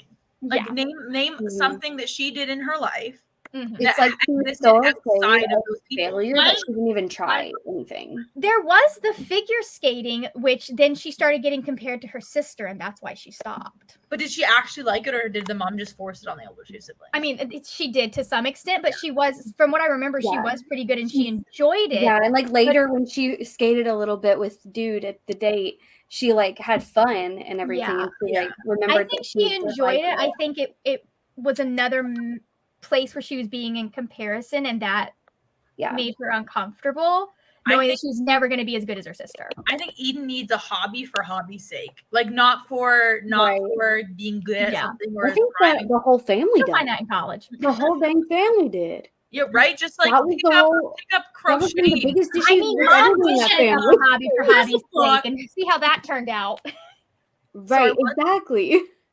What started as a hobby for hobby's sake? I said, Mom did pick up a hobby for hobby's sake. And remember how that turned out? Jesus. Exactly my point. If she had just picked a different hobby, I remember. You know what I mean? No, I can't actually think of like a character trait about her that existed outside of her relations to other people. Like when like when we're all talking about ourselves, we have things that we do, right? Like we all have things about us that we do that exist. I mean, we Yeah. all have a lot of those things in common. It's like when you but, think of a person, you identify them by like, okay, I think of Cal, I think of books and retrievers, you know, like literally that's why your name is what it is.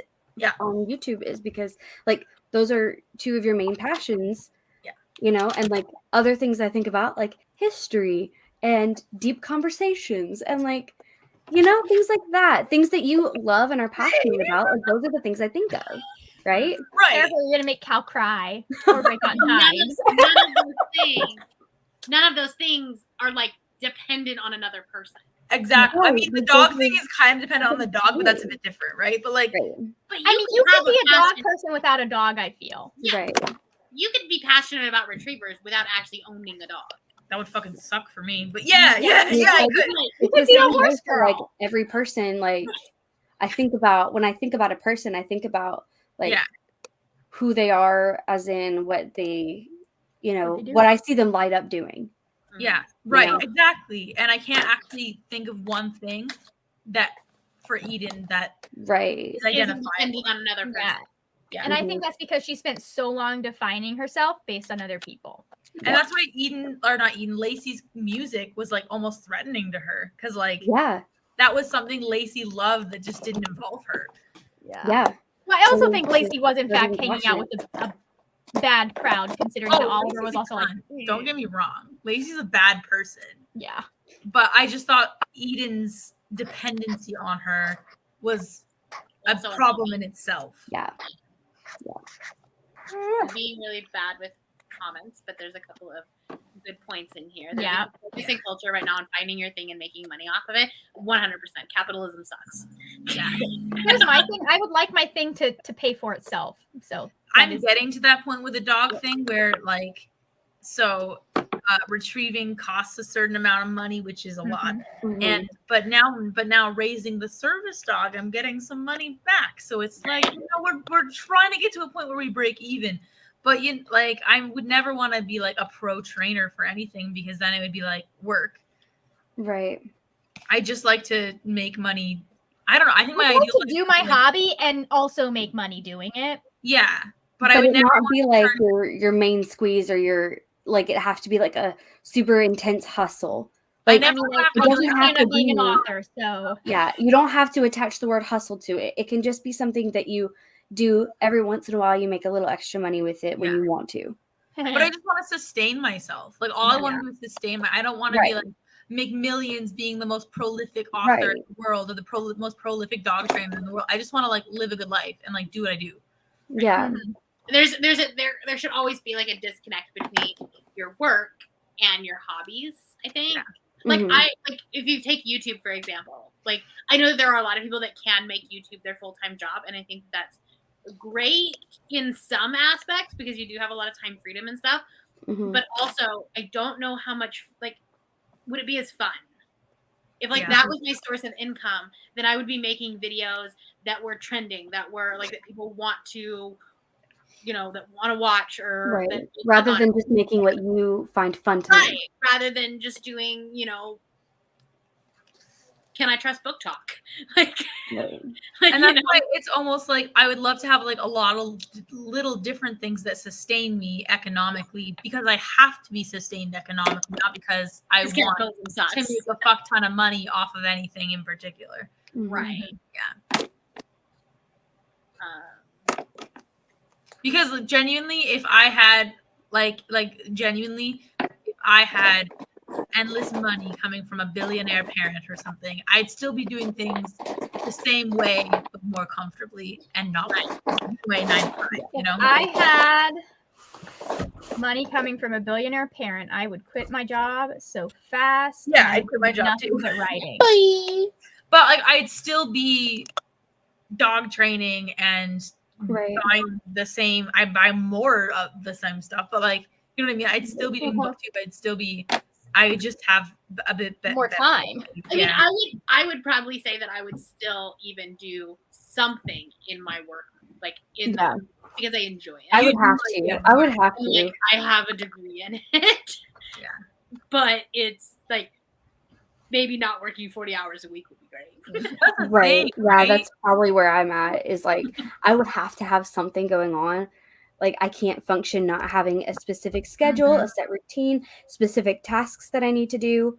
If I don't have that, it's not healthy. I would Like make when we've had snow weeks, when we had like a week of snow after we had like a break, I almost died. I thought I was falling apart.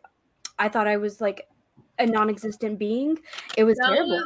those first few weeks of COVID when like all of our work shut down, and so then you were like, Mhm. I was so happy. but like I was happy, but I watched Yeah. way too much Netflix and did nothing productive. Yeah. It's like once you I had to like build a schedule of like, okay, I need to Yeah. actually like Yeah. do these things and do the like. Yeah, once I completed my task list of things that I had planned to do during the time that we had off, I was like, oh crap, now I gotta come up with new things to do. And like I didn't have the motivation to do video stuff because I was like, okay, but I've already done this part of that. And like it just didn't feel like the right kind of productive things. Right. If that makes sense. It felt like, oh well, I'm not. If it'd be different if my channel was monetized or something like that, I probably would feel a little bit more like, okay, this is actually productive. But like because it's more of like, I just do this because I like talking to myself on the internet, and occasionally some of my friends comment. Like, I like setting goals like for that's it. myself. It's more of like a diary that I share. Right. Yeah. You know what I mean? I like setting goals for myself that like are like I'd like to get 2,000 subscribers, for example. But like if I don't do that by a certain time, I'm not like penniless. You know, like nothing changes. I just like have goals and like have. I want to get Cassie titles this summer in hunting and stuff, but if I don't do it, like I have goals like that, but it's like long-term things where it's like it's not like I have things that can fill every hour of my day with. So it's like if I don't have like, okay, I need to do the laundry and I need to do the cleaning and I need to do these specific organization tasks, and I can get them done like in a set amount of time, and like say that, okay, I completed my task, like not long-term projects, but like short-term like tasks. So long-term being not doing work would not work for me, and I would have to have some sort of job in some way. That's fair. All right. Well, I think we've completely come full circle. Yeah. Was there anything else that you guys would like to discuss or talk about that we missed? I was not prepared in my live show prep at all. I did not make talking points, so we just kind of. Do we ever make talking points? I usually try to, but like I might have forgotten that the live show was today until Bree was like, "Hey, what time's the live show?" Sometimes I try to stay. I knew on all topic, week. and then also if I haven't heard anyone speak in X amount of time, or there's like one of the people is not making the space for somebody else to open up, then that's when I'm like, oh, hey, what did you think about like this X person? Yeah. Also, I'm very out of practice because I haven't done a live show that wasn't reading sprints in a long time. You're like, let me find a timer. Yeah, exactly. Right. That being said, I am jumping on sprints tonight. If anyone wants to be there, they're on Rise channel. Because I have a lot of reading to do tonight. All right, go for it. Get it. But anyway, anybody have anything else that they would like to discuss? We will do Falcon and the Winter Soldier in April. Times to be determined. And there will be a boss battle. We have a meeting next week. Yes. So Thor has some really cool ideas. So we'll have those like subtle hints in Discord of like, you won't believe. We had a whole discussion too. Those are the best things to post when we start posting like subtle hints, and then Cal takes them and makes them not subtle at all. They never stay subtle.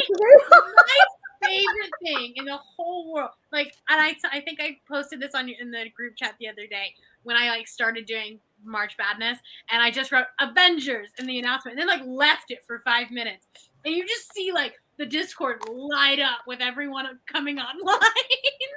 Yeah. And I'm like, ooh. It's kind of like a dopamine rush. It's like, Yeah. yes.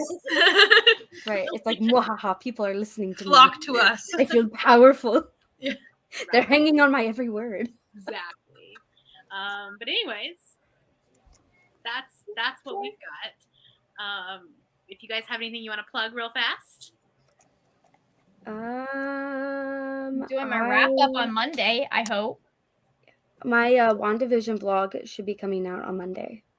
Mine's coming out tomorrow. Margaret, that's so My friend's favorites thing comes out on March 23rd. That's exciting. Nice. That one. I Hold don't on, have a Paula's working gonna drag title me. yet. It's the 14th. It's the You're 14th. still good. You just have to get it out on Monday.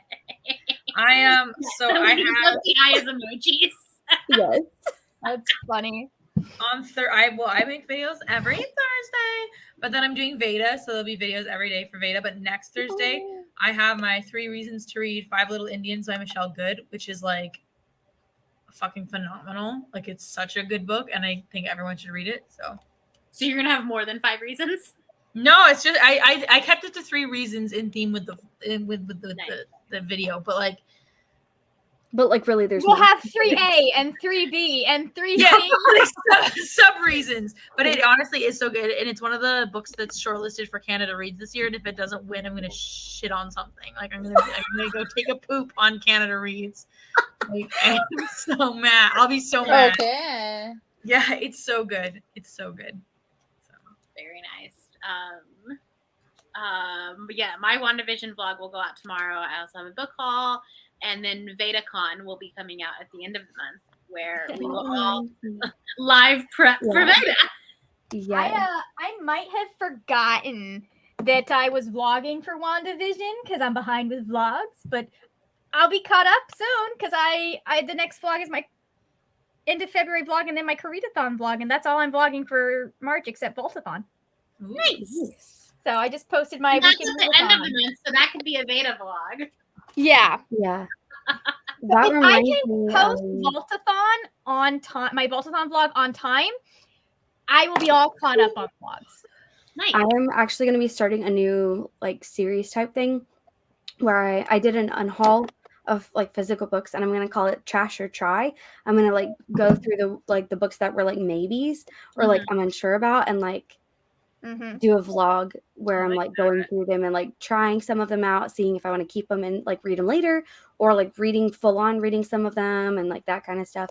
Like rereading the ones that I'm like, I can't remember how I felt about this, like all that kind of stuff. So like an extended version of Try a Chapter. Yeah. I need to do a these books will self-destruct in 12 months type video to get rid of some of these up here. I did one of those. I think it was in October or November, and I, for the life of me, do not know what is on that list. So like when I go to react to it, like I don't know if I will have read them because I don't know what they were, which was kind of the go rewatch your video then and write them down. Well, no, it was that was kind of the point, because if I'm not naturally gravitating to these books, then like I am going to go watch that video and then just find ways to subtly suggest that you read some of those books. Go for it. Go for it. I just did an unhaul where I was like, you know what I'll do is I'll walk with a backpack full of fucking hardcover books to the bookstore to sell them. We own 2 cars. I walked to the fucking bookstore with like several hardcovers in my backpack and my disabled shoulder. Oh my goodness. Choices were made that day. Yeah, really, I was like, no thoughts, just vibing. Like, I currently have 2 boxes that need to go. Well, some of them have already been posted, and other ones need to be posted on Pango Books.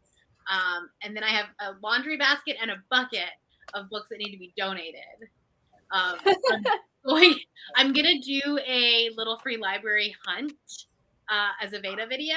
I'm doing that too. So I'm like, I might not actually get books from this little free library, but oh my gosh, they're gonna be full. Like those libraries are gonna be full when I leave them.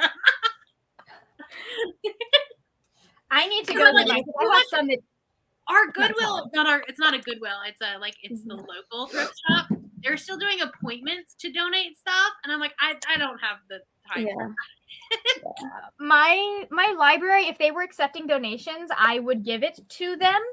But unfortunately, the main library in my county is closed right now, and so they've taken the collection from that library and it is deposited in different libraries in the rooms that they do the Friends of the Library book sale. So I can't, like, I guess I'm going to try selling them because some of them are very nice hardcovers. Some of them I would not donate to the library because they're just going to get rid of. But Pango Books is great. Yeah. And it's super easy to sell them because like they give you a like a shipping label. You literally just like take it to the post office. They scan the QR code and print the label for you. Nice. Yeah. And it's all like paid within the like the app. Yeah. So it's been very nice and easy. But anyways, thank you all for joining. And we will see you later. I forgot that they have to hit this